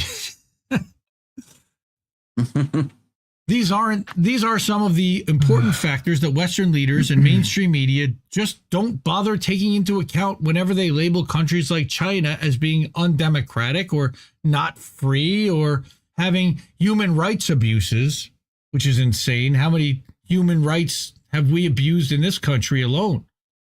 Talk to Keith McHenry about that. Just watch our interview last night about that. All right. So he talks about his trusted news sources. He says, around the time of Russia's invasion of Ukraine in February 22, I watched insightful videos from the New Atlas, again, that's Brian's channel, that delved into the background of the problem and debunked much of the Western mainstream propaganda. He must have talked about the Maidan coup and spoke with Mearsheimer and things that we've been talking about on this show. One thing I really appreciated was how he pointed out the lies and misinformation in the media's reporting of those events, and also by Western political leaders themselves. It was at that time that I started following 4 other political analysis channels on YouTube: Alex Christoforou, The Duran, The Jimmy Dore Show, and Breakthrough News. soon after I completely abandoned watching Western mainstream news out of anger and disgust towards their blatant lies and misinformation. And he finally got to where we already were, and I'm so glad he did. He says, my favorite are the first two channels. The fuck? Well, yeah, but he's more of a fan of the Duran. My favorite are the first two channels, as I resonate with their reasoning and analysis the most. Plus, their more informal. These people. That's right. Plus, their more informal nature of analyzing and discussing makes making it more engaging and easier to follow. They also have Glenn Deason as part of the rotation, and they do have a good show that's grown tremendously. All right. He says, if I like Jimmy Dore as well, as there's a lot of humor mixed in with his presentation of the news, although I may not necessarily agree 100% with his analysis. Overall, I genuinely trust these four sources to provide me with objective, truthful information. Okay. Mm-hmm. In contrast, my trust in the mainstream media grew less and less the more I watched those videos, especially whenever they explicitly pointed out the lies and propaganda. So I think that's Caleb Maupin right there, by the way, and it could be. He says, my biggest eye-opening moment, it was at that point that I starkly realized just how similar the Democrats and Republicans were in their destructive foreign policies and warmongering. Again, I think a lot of us have a similar arc and a similar story on how we came to independent media. He says, I thought Biden would be way more mature and responsible than Trump and would stop with all the saber rattling against other global superpowers. Well, that proved to be false. Man. Yep.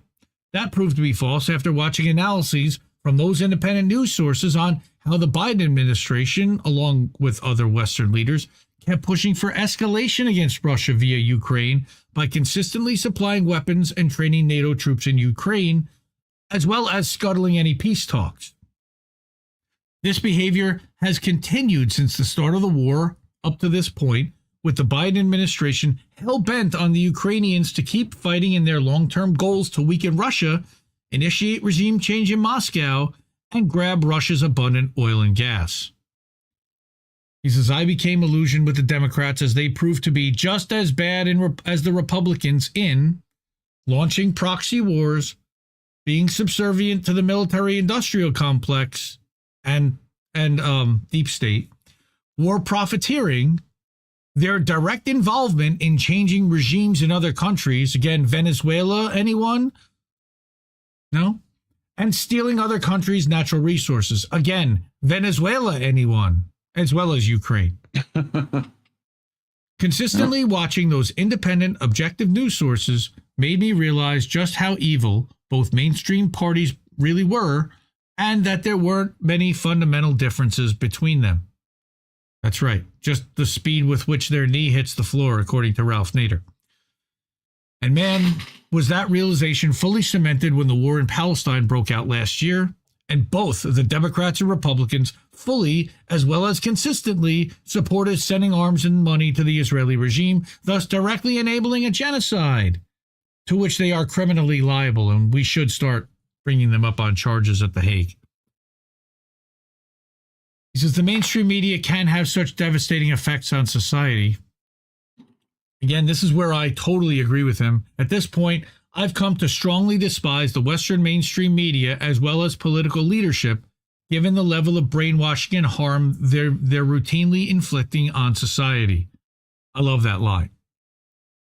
Their actions have been and continue to be highly irresponsible and despicable, like minions, considering how successfully they've manipulated people into supporting the ruling class's destructive geopolitical agendas around the world. Amazing.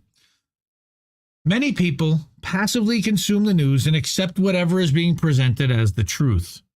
We're conditioned to not apply rational and critical thinking whenever we consume such information.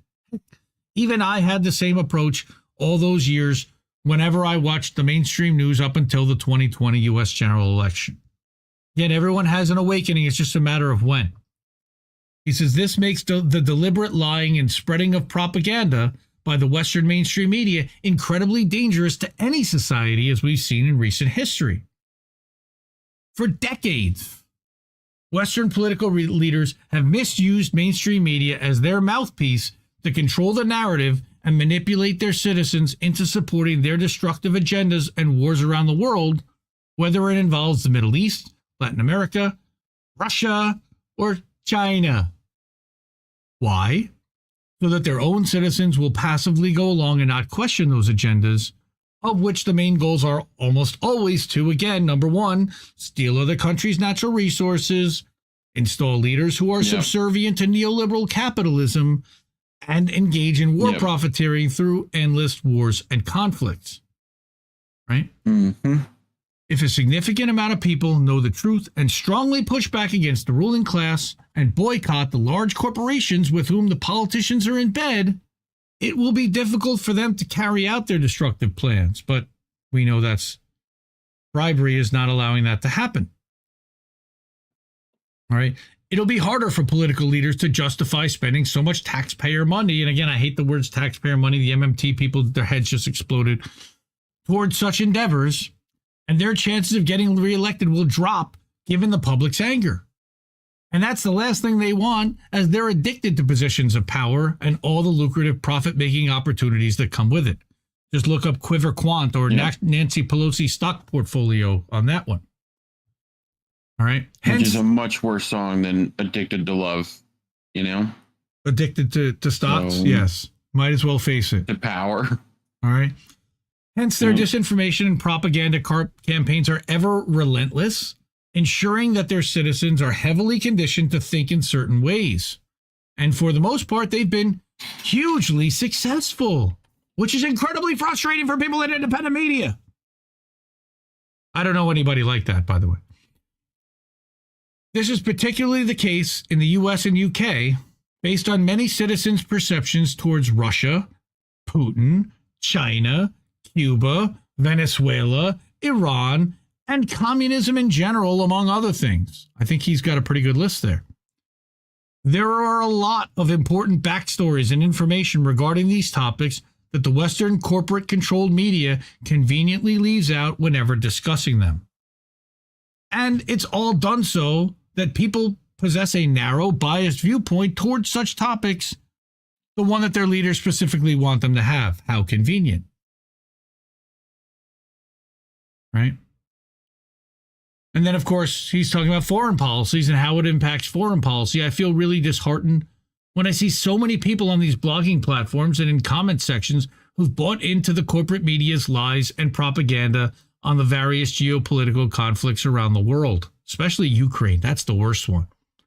When they laugh and say that Ukraine is kicking the crap out of Russia, it's embarrassingly dumb. This is also concerning is how some people either aren't aware of or choose to ignore the severity of their government's actions on the global stage when deciding which political party to vote for, because it really doesn't matter. Instead, they form their opinions based mainly on domestic issues and fail to accept the fact that both sides of the political divide are truly rotten and that a third party is needed, or that no parties are needed. As long as there's still a large number of people who agree with or aren't concerned about their ruling class's agendas and their reasoning for wars, they won't stop, and the cycle of exploitation, destruction, and suffering will simply continue. He says, I'm also incredibly frustrated about people who are unable to connect the dots and people's inability to connect the dots when it comes to the pattern of propaganda, which is why I beg all of them to pay attention to Whitney Webb. She's the dot connector. He says, quote, if you know your government and mainstream media lied to you about why they invaded Afghanistan and Iraq in the early 2000s, isn't there some part of you that questions the credibility of their claims against Russia and China and their decision to send arms and money to Ukraine and Taiwan? Isn't there some part of you that goes, okay, where have I seen these types of claims before? Like the ones where they're giving the soldiers steroids in order to hype them up to cause the rape, right, Reef? We've seen that one before, where they're giving Viagra to the soldiers. I think they did that one on the Russians against Ukraine. All right, that's a standard. Guess where they learned that idea? Hate to fucking tell you. Yeah.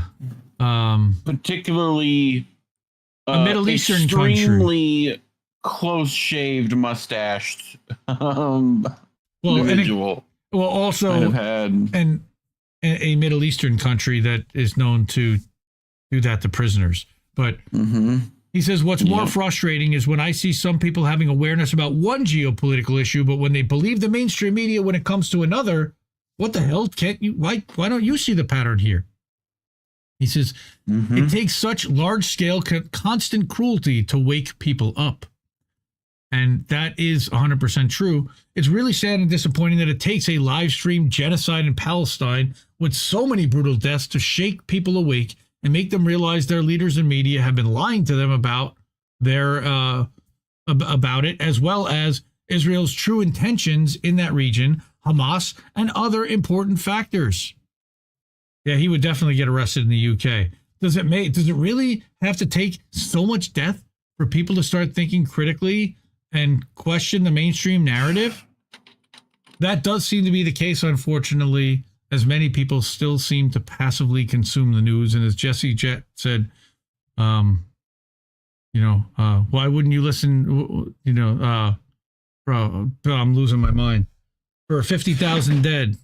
Well, we know that's our mission. Happened. We know our mission. We form a militia, make Congress a prison. He says, so stop listening to corporate media again. And I think everyone here has, but we might want to send this to people around us. At this point, the only way we're going to put an end to all the harmful geopolitical wars and conflicts around the world is if Western citizens unite and strongly push back against their leaders' agendas. And I don't know if that's even going to do it, honestly. If not, those Western leaders are going to willingly ignite World War III, given their insane warmongering against nuclear powers like Iran, Russia, and China. He says, but such change can only happen if people stop getting their news and information from the corporate media and instead seek out more objective, independent sources, which none of them want to do. The corporate media aren't going to change themselves, given many are funded by the ruling class and industrial complexes that support all these geopolitical wars in the first place. It's why Lockheed Martin and Raytheon advertise on MSNBC. Because nobody's buying missiles and rocket launchers from them, except for the military. He says, sure, this would at first require some trial and error, as not all independent sources are objective. However, it's absolutely critical, especially in this day and age, that we actively seek out the objective truth. Only if we're aware of what's actually going on can we decide what's right or wrong, instead of what our leaders and mainstream media constantly tell us. All right. So he's got a couple of links that he includes there. This is, again, Raveen. And I commented on here somewhere. I might even quote commented or replied with a I said, welcome to the fight. Honored to work alongside you. I wrote this 18 months ago. Very similar lines. All right. And then I made a list of all the honorees at the Indie Media Awards, and I put a link to him, and he thanked me for sharing his stuff, which is very cool. All right. On top of that, we've got another Indie Media Award honoree, Kit Knightley from Off Guardian, explaining how and why they're selling Twitter as a bastion of free speech. But again, before we get to the Kit Knightley article, let's put this up. Again, we are heavily censored by Google. We are suppressed. Even Oz was saying, I was searching for INN on YouTube the other day, and I just couldn't find it. So, well, you really need to search Indie News Network, all 3 words. If you just search INN, you're going to get a lot of stuff. But if you search Indie News Network, especially if you're subscribed to us, you will find us. YouTube.com/INDIE News Network. You can support us at any one of these places. Again, we've commissioned the Zago brothers to have cartoon illustrations made of all 100 plus Indie Media Award honorees. Those are just about done. We'll be releasing it when we publish the 2024 names.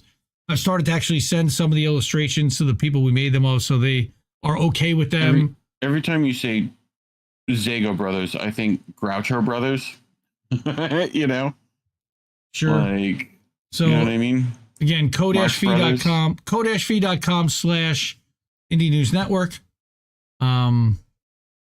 There's a lot about Yes, we know that there are some people that are not big fans at this point anymore of Jimmy, and we're not going to talk about any of them and put that up. It's legit. He's been taking sponsor money. He's been doing some of the things that people are having questions about, but this is not about a referendum on him. I will say that I kind of defended him today. Someone that was saying that he's supporting Trump. He's not supporting Trump. He's trying to point out that Trump is not doing the same things as Harris, and that he may continue some of the same things. He will be slightly different. They're all Zionists and they're all garbage. And he says he's not voting for any of them, even though Booby Kennedy decided to support Trump. I don't know if I buy that, whatever. I don't. Hey, everyone's free to do what they want. And we know in California that it's going to end up probably going to Harris anyway. But you know what? She's so bad. She could lose them, California. Hemp car. I think you underestimate the power of the empire, and that if they want her, that's who we're getting. So hemp car. It seems it seems that no matter the carnage, people won't care or speak up. No one's blowing the whistle. Okay. That's over on the Rockfin, rockfin.com/IND left news, because our Rockfin channel has been down for about 2 months and they have not figured out how to fix it. And they have no time frame on when it's coming back. All right. So I've got this Kit Knightley article, but before I do that, I wanted to show you this, which was just how much the students were left out of the discussions about Gaza protests. All right. And I'm going to link this in the description. I'm not going to read through this whole article. It's really long, but some of the charts and some of the numbers here are stark, all right, in showcasing that 80+%, or in this case, 100% on State of the Union. These are the Sunday shows. Who was represented in the 3 weeks that they were on campus encampments and talking about them on the Sunday shows? All right. Mostly it was framed from the government and the Zionist perspective. And again, it doesn't surprise you, but 2 students out of 52 writers, only one of whom was a protester, and the other one was on the pro-Zionist side. Isn't that nice? All right. The agenda-setting Sunday morning shows, which historically skew towards government officials, showed no interest in giving airtime to student or activist voices. We're not surprised, but out of 36 one-on-one and roundtable guests across all networks, 29 of them were current or former government officials or politicians, and 5 were journalists. You had 1 academic and 1 think tank rep. Of the 29 government sources, only 6 spoke about even having personal experience with the protests or at the universities in which they represent. All right, it's terrible. All right. No students or activists and only 1 academic were invited to speak on any of the Sunday shows. The 1 academic didn't speak about his own experience with the encampments, but about his research on student safety, which I'm sure was against the protesters. Right? So there's a lot more here. This is, again, talking about how much did they talk about anti-Semitism versus divestment on any of the Sunday shows. ABC, CBS, NBC, 0 discussion about divestment, which is what the main thing that the college protesting kids were trying to accomplish. They didn't even want to mention it. Again, this is where we're talking about how corporate media shapes a narrative and doesn't allow what actually happened to be told because it doesn't fit with the story they want told. All right. Right. There were 2 questions asked about the safety of Jewish students, by which CNN meant pro-Israel Jewish students, as many Jewish students took part in the encampments, of course. 42% of young Jewish Americans say Israel's response to October 7th is unacceptable. They'll never tell you that. Only 1 question was asked about the safety of Muslim students on CNN, even though both groups reported feeling almost equally unsafe. What a surprise. Yeah. All right. And this, again, even getting into the weekly news shows, they barely had any students or activists or protesters. All right. Slightly more variation across the networks, but not much. All right. A lot, again, of pro-Israel supporting students, but not a lot of Palestinian supporters and ending the genocide and stopping arms sales. All right. CNN here, the show with the second highest number of official government guests featured more centrists than did Hannity. Jared Moskowitz said that while it's their First Amendment right to protest, for students to say such as go back to Poland or bomb Tel Aviv or kill all the Zionists was not acceptable, a message similar to those frequently heard on the Sunday shows, except they perfectly are fine saying that about the Palestinians and level Gaza and destroy them all. That's fine. All right. Robert Kraft, owner of the New England Patriots, and of course a major donor to Columbia University, was invited to speak about encampments 3 times, more times than student protesters spoke across all 4 shows. It's disgraceful. I mean, they don't give anyone a voice. Of course, they talked about the police violence and then blamed it on the students. They talked, okay, again, how often did they talk about divestment? Not much more. They never talked about it on Fox. What a surprise. All right. Then you have all these newspaper op-eds. So a really good piece over at FAIR. I'm not always the biggest fan of these guys, but their analysis, and this is just statistical analysis of what were they talking about on each show, and within each publication, how much did they focus on anti-Semitism? Look at that. The USA Today, 86% of its coverage mentioned anti-Semitism, while only 29% mentioned the real reason behind the protest. So that's FAIR. Fairness and accuracy in reporting. That's what FAIR stands for. But I really wanted to share this Kit Knightley article.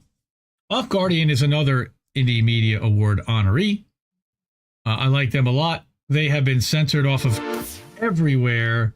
Their YouTube and their Twitter got like a deprecated handle, calling them an unsafe link for a long time. They write a lot of good stuff. Plus, CJ Hopkins publishes there. So what he says is that Donald Trump, he's basically saying that Twitter's a psyop, which we all know. But why is it being used as a tool to convince certain people that they're pro free speech? I don't understand, but let's hear his take. Kit Knightley. Donald Trump is back on the app formerly known as Twitter after almost 4 years in the Truth Social wilderness. He sat down with Elmo for a 3-hour conversation. They're in England. He says, on our side of the pond. What's that? 3-hour tour. On a 3-hour tour, yes. In which there was a denial of service attack, by the way, to try to stop that conversation from happening. But he says on our side of the pond, Musk is taking every opportunity so he can troll Keir Starmer's government, comparing the UK to something from 1984. Accurately, it must be said. During the Olympics, he chimed in with criticism of the controversial Algerian boxer for being a man beating up women, which, of course, we know that's a lie.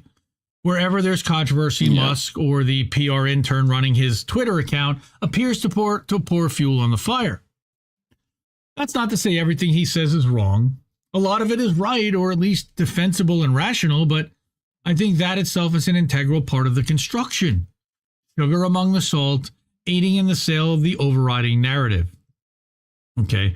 Quote, Elon Musk, the world's richest man and free speech champion. God, I can hear Misty throwing something at the wall right now for that. We're fucked. Yeah. All right.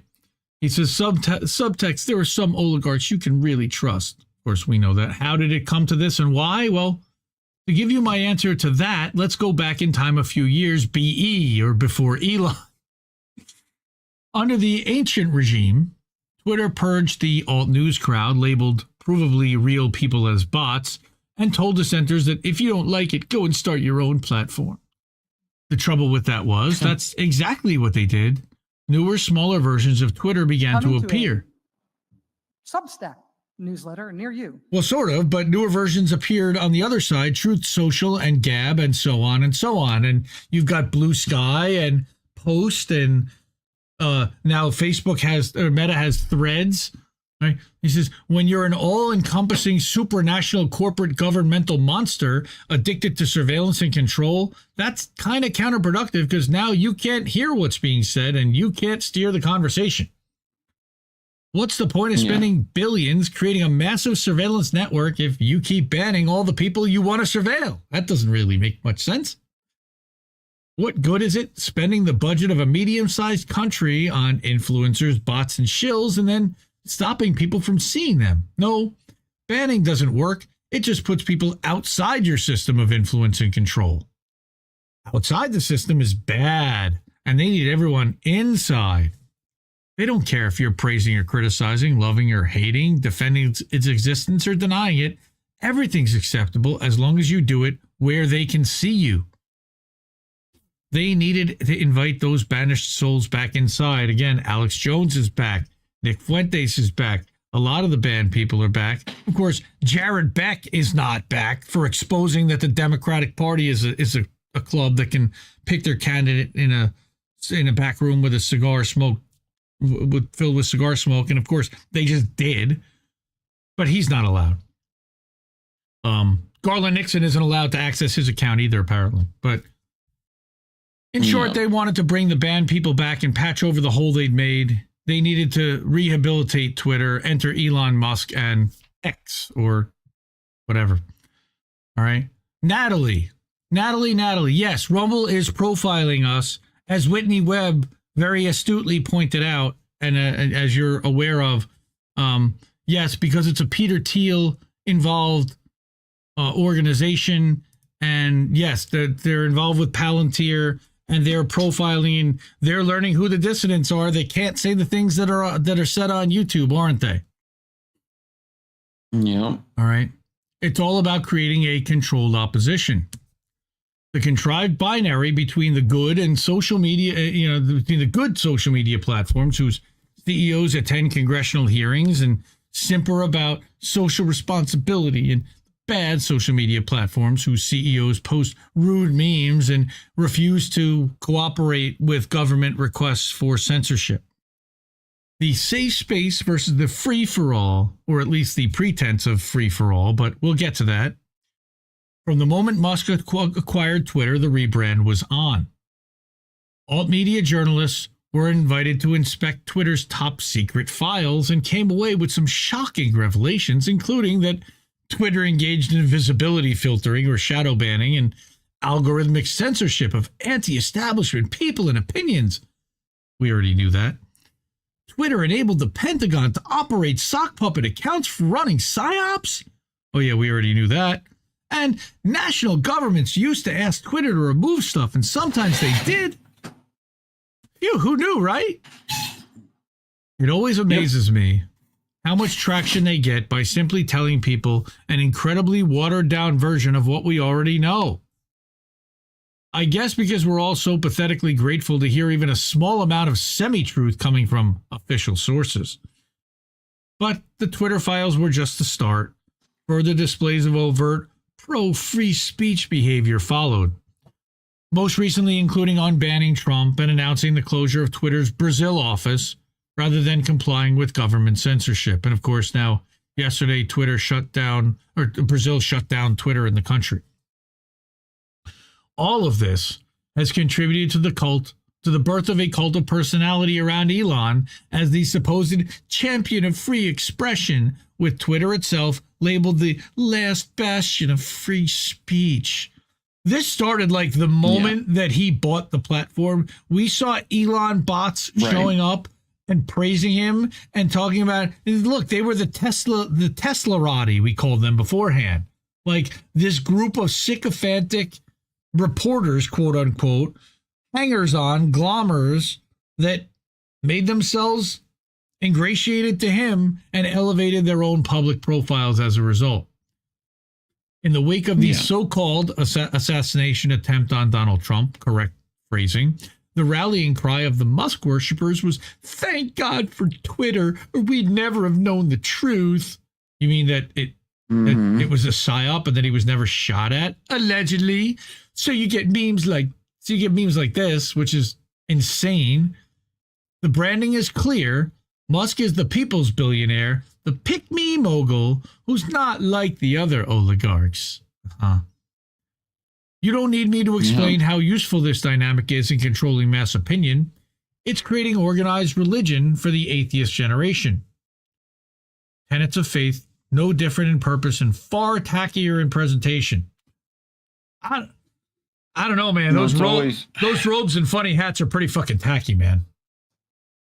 It's also such like a weird libertarian fix on everything where it's like the system's terrible, but what we really need is another billionaire, more capitalism, make a completely different new system that like works differently than it did before, but still kind of works the same. And you know what I mean? Where it's like it's their classic, well, the free market, bro. You know, like people just leave. Like, okay, sure, we could also just regulate and put, you know, rules in place that actually make it to where it's not completely predatory and actually is protected speech on there, you know? But whatever. Yeah, we got to regulate the platforms then with government people, and I don't necessarily want government people monitoring Twitter either, because we've seen how that worked out. Right. Yeah. No, it would have to be through the courts. You know, there would have to be a system. Right. Where they have to have, you know, if they want access to certain data, they have to petition it legally, and there has to be a transparency and, you know, just cause, it's everything else. But right, but then class actions could take place. There, you know, there'd be ways. Yep. It's not doable. Right. But so Kit asks here now. I don't trust this government to make it have that happen. But, again, this is Kit Knightley from Off Guardian, not Kit Clarenberg and not Kit Cabello. We have a lot of Kits in independent media, amazingly enough. People really like the Hoff, bro. You know, I guess, yeah, people's parents were fucking in 1984 or something. But all right. Michael, I don't know. Again, that's the second Knight Rider reference tonight, because you hit Mr. Feeney. Fired up. Right? All right. Importantly, we should ask, has Twitter even really improved now that it's X? No, it hasn't. The left-wing Musk critics are right about that. Thank you. Maybe there is an increased amount of overt racism and race baiting, or maybe now it's just promoted. Either way, there's no ignoring it. What equally can't be ignored is the massive proliferation of ads and porn bots and the same GIFs and videos clogging every discussion. All right. Monetization has led to an avalanche of accounts, farming engagement with blatant clickbait, rage bait, cute bait, just all the bait. And all the while, these what? Well, not all the bait. You're missing one bait. That other bait. You're missing the bait of masters. But all the while, these newly unpleasant facets of X, and don't forget about the crypto bots, they're also out there, are being brandished by the pro-censorship left and used to discredit the very idea of free speech in general. The absolute freedom of speech just means racism and porn, they get to say. We need more regulation. Now, there's an argument that all the bait could be considered the acceptable price of free speech, if free speech was actually what we ever got, but it's not. For some reason, since the Twitter files released in combination with Musk's unearned reputation as a free speech absolutist, people have assumed that Twitter, now X, no longer allows shadow bans, psyops, or cooperates with government-backed censorship. No. Right. No. But they do. Never. They very obviously do. Case in point, this publication, Off Guardian. We have a Twitter X account with almost 61,000 followers. Back when Twitter was still Twitter, any link to our website was subject to an auto warning that it might be potential spam. We were also intermittently shadow banned, which obviously had a very negative effect on our reach, although our tweets could still get thousands of retweets and likes. When Twitter became X, the auto warning was removed, which was nice, but our reach diminished massively. Thanks, Linda Yaccarino. We are now told all the time that people haven't seen our tweets or links in years.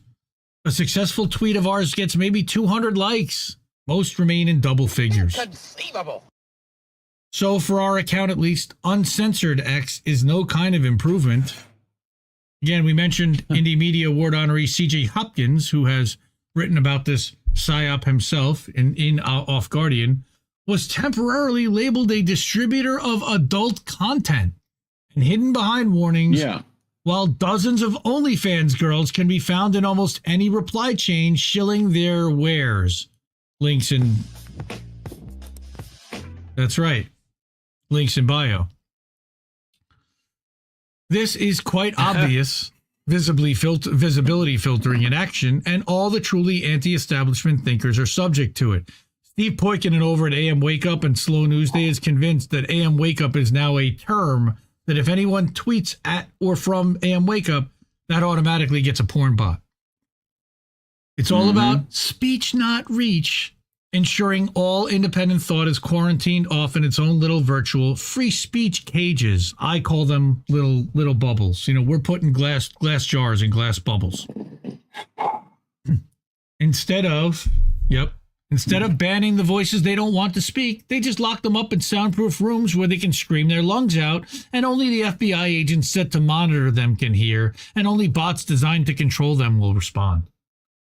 Now, clearly, that's preferable to going to prison for posting anti-immigrant memes, like Sarah Wilkinson is. But should free speech really be graded on that curve? No. Nevertheless, that's a situation in which we find ourselves. And again, Kit is based in the UK, so he is very much at risk here.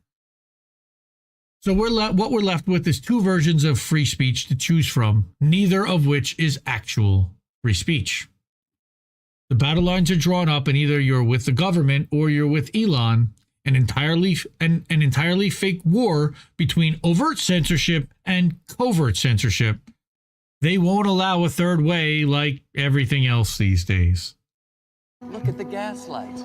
Yes, look at that gaslight. It is quite bright.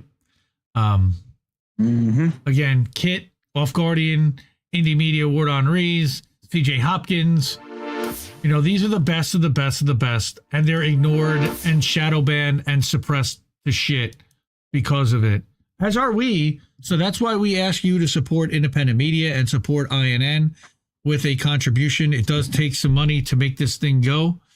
We do have to pay for streaming software. We have a graphic design tool that we pay for called Canva, where we make all of our thumbnails and graphics like this one. So if you go to ko-fi.com/Indie News Network or Cash App $Indie News Network, or you can give us a Rumble rant, or you can donate also on Rockfin. And I see Hemp Card did that. Thank you so much. We got a $2 Rockfin. What do they call that? We go Super Ray, as our friend Pasta used to say. Musk made most off of COVID and is the Pentagon's #1 contractor. Not to mention, he wants to drill a hole in our heads with Neuralink. His Twitter icon is the pic of him on Halloween with the devil red goat armor. That's a little creepy. Yes. We're not quite in spooky season yet. I know it's September, but you know, Monarch. We're not quite there yet. Monarch and Natalie were talking about Rumble, how it has ads and censorship, and how Rumble profiling us. They're profiling us by anyone that's using that early on now is certainly getting a profile based upon what you watch, just like they do with YouTube. And data is the #1 thing. It performs the same goal as a limited hangout. I totally agree, and I've written about Rumble. Check out my Indie Media Today Substack. for that. Yeah, check out also the Tin Rabbit podcast. I think that's probably Bad Cookies over there. What's up, Cookies? Mastermind Hours here. And then he's putting the rabbits in. And if we could work out a, we'll talk about that later. Anyway, yeah, Go Start saying I started getting lots of zero followers after Musk took over. I started blocking the porn bots, and I was getting followed by a lot of these girls that obviously had no followers and no tweets, and I just blocked them because my plan and my thought is that they plan to change those accounts over at some point to mass reporting bots. And that's why they're following you, and they're doing it A, to deboost you, and B, to put you on a list with a pretty girl's picture, which you're happy to have because you're a single guy potentially. And that if, and as long as you leave that, and most people forget about it a day or two later, you end up on that list, and they end up changing that profile a year from now to somebody who's a dissident Zionist, who's a Zionist that starts reporting mass accounts that are following them. That's one way that they do it. So by all means, do not let those porn bots follow you. And Natalie, you should feel at home here. This is like family for you here. We love you, and we appreciate you. Cookies, dude. That's cool. I'm glad you've been here. Good to see you too. Again, I give you a lot of credit for kicking Monarch in the butt with me to get Monarch actually writing, and I love what he's writing now, and I'm so happy he's doing it, and he's giving us material to do on the show. Look at that. All right. Let's get to around the world, and then we'll go to boats, because I know we're a few minutes late, because we started late.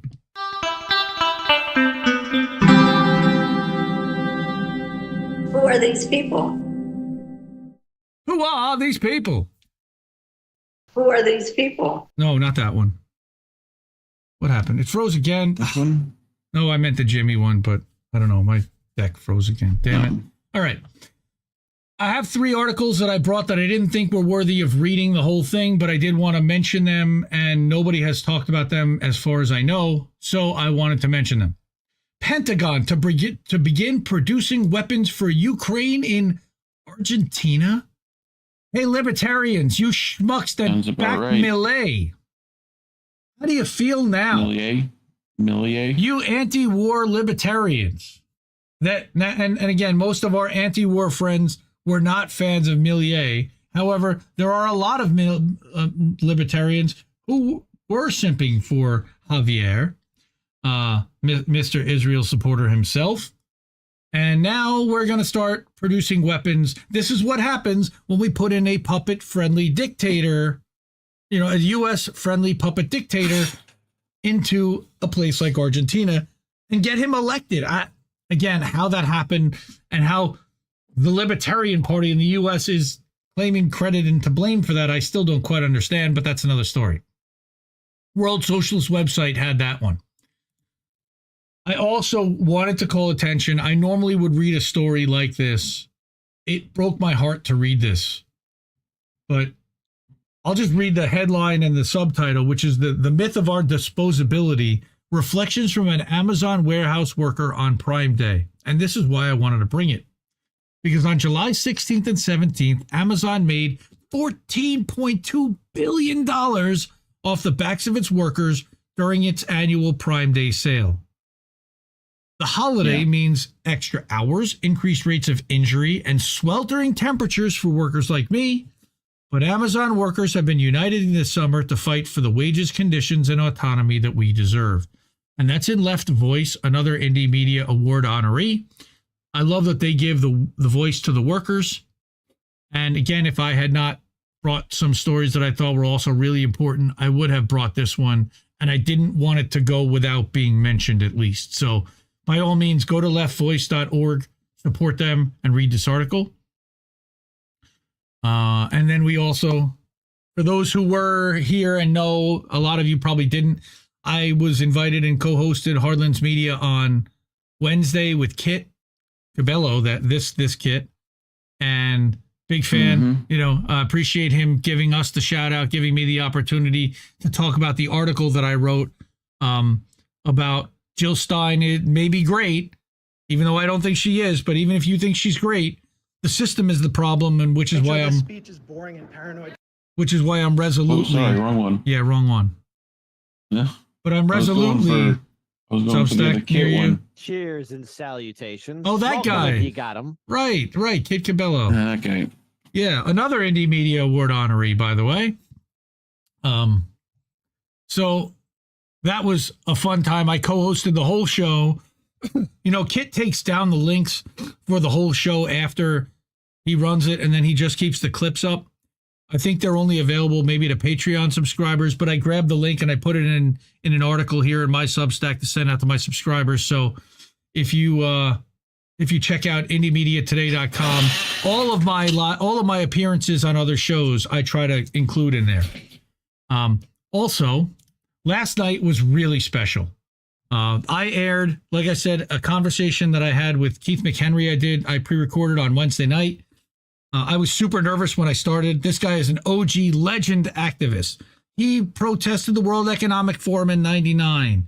He protested the RNC in 2004 when the Iraq War was happening. He's a co-founder of Food Not Bombs and fed millions of people around the world. He's written books.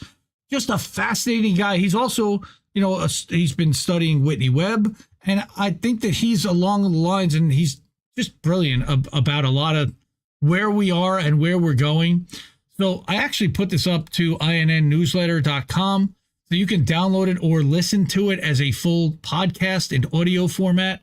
You can watch it on here as well. It's a little over 2 hours long.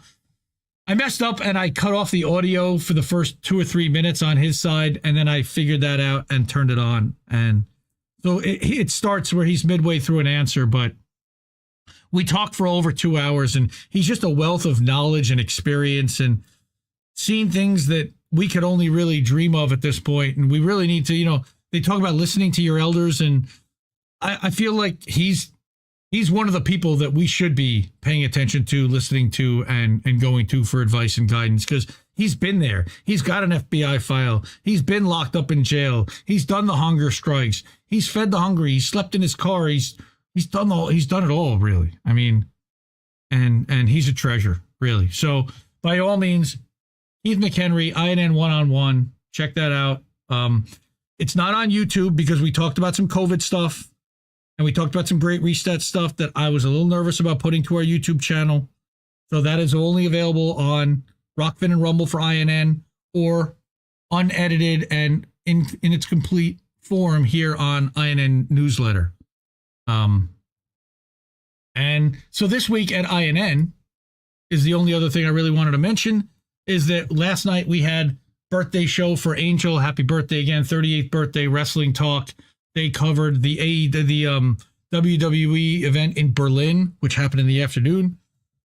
Last night we ran the Keith McHenry stream, and then we ran a West Coast version of it too, which was very successful too. I was really happy for the West Coast people. Tonight we got How Do We Miss That? We're doing boats next. Tomorrow night we got the Maple Files with Himbo and Yeti. Lord Nelson's Trousers, it's a Yeti. And then Tuesday night, it's an American tradition. We're going to have Jesse. It's an American tradition. All right. Hopefully he's back from the COVID time. Proof of Life. We'll be doing a few of my favorite sings, so he's going to do some cover songs. Wednesday night, we got INN News with these guys. And Thursday night, Politically Homeless with Himbo and Big Mad Crab. And then we've got Crab People. And then Angel in the afternoon will be on Friday.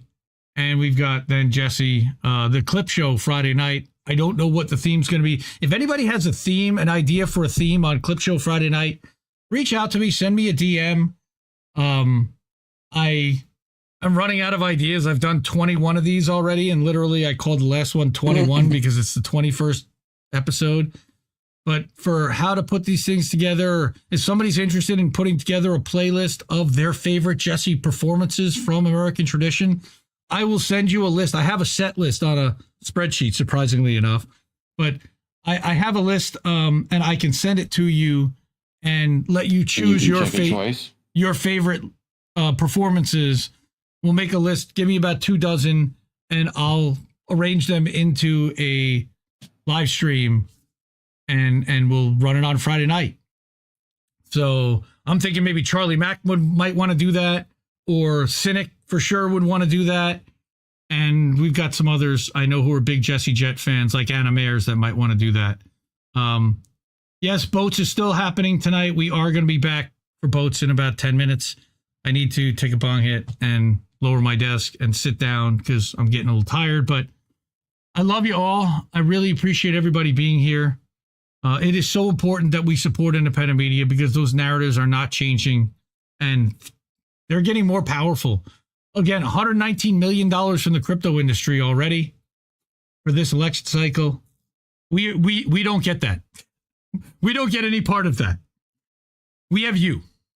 So again, one last time, thank you for supporting independent media, for supporting the Zago brothers, for supporting their independent art, and their illustrations are beautiful. I promise you're going to love them.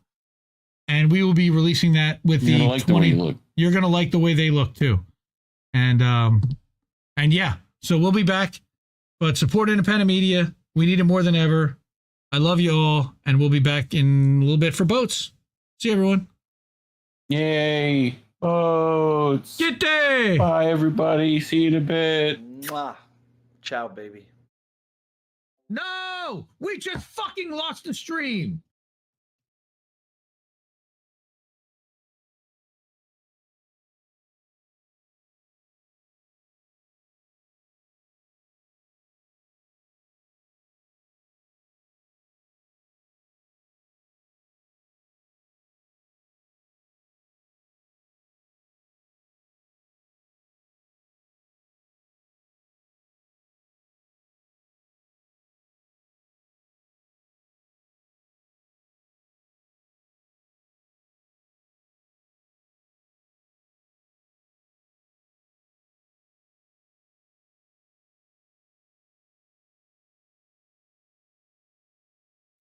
Thank you.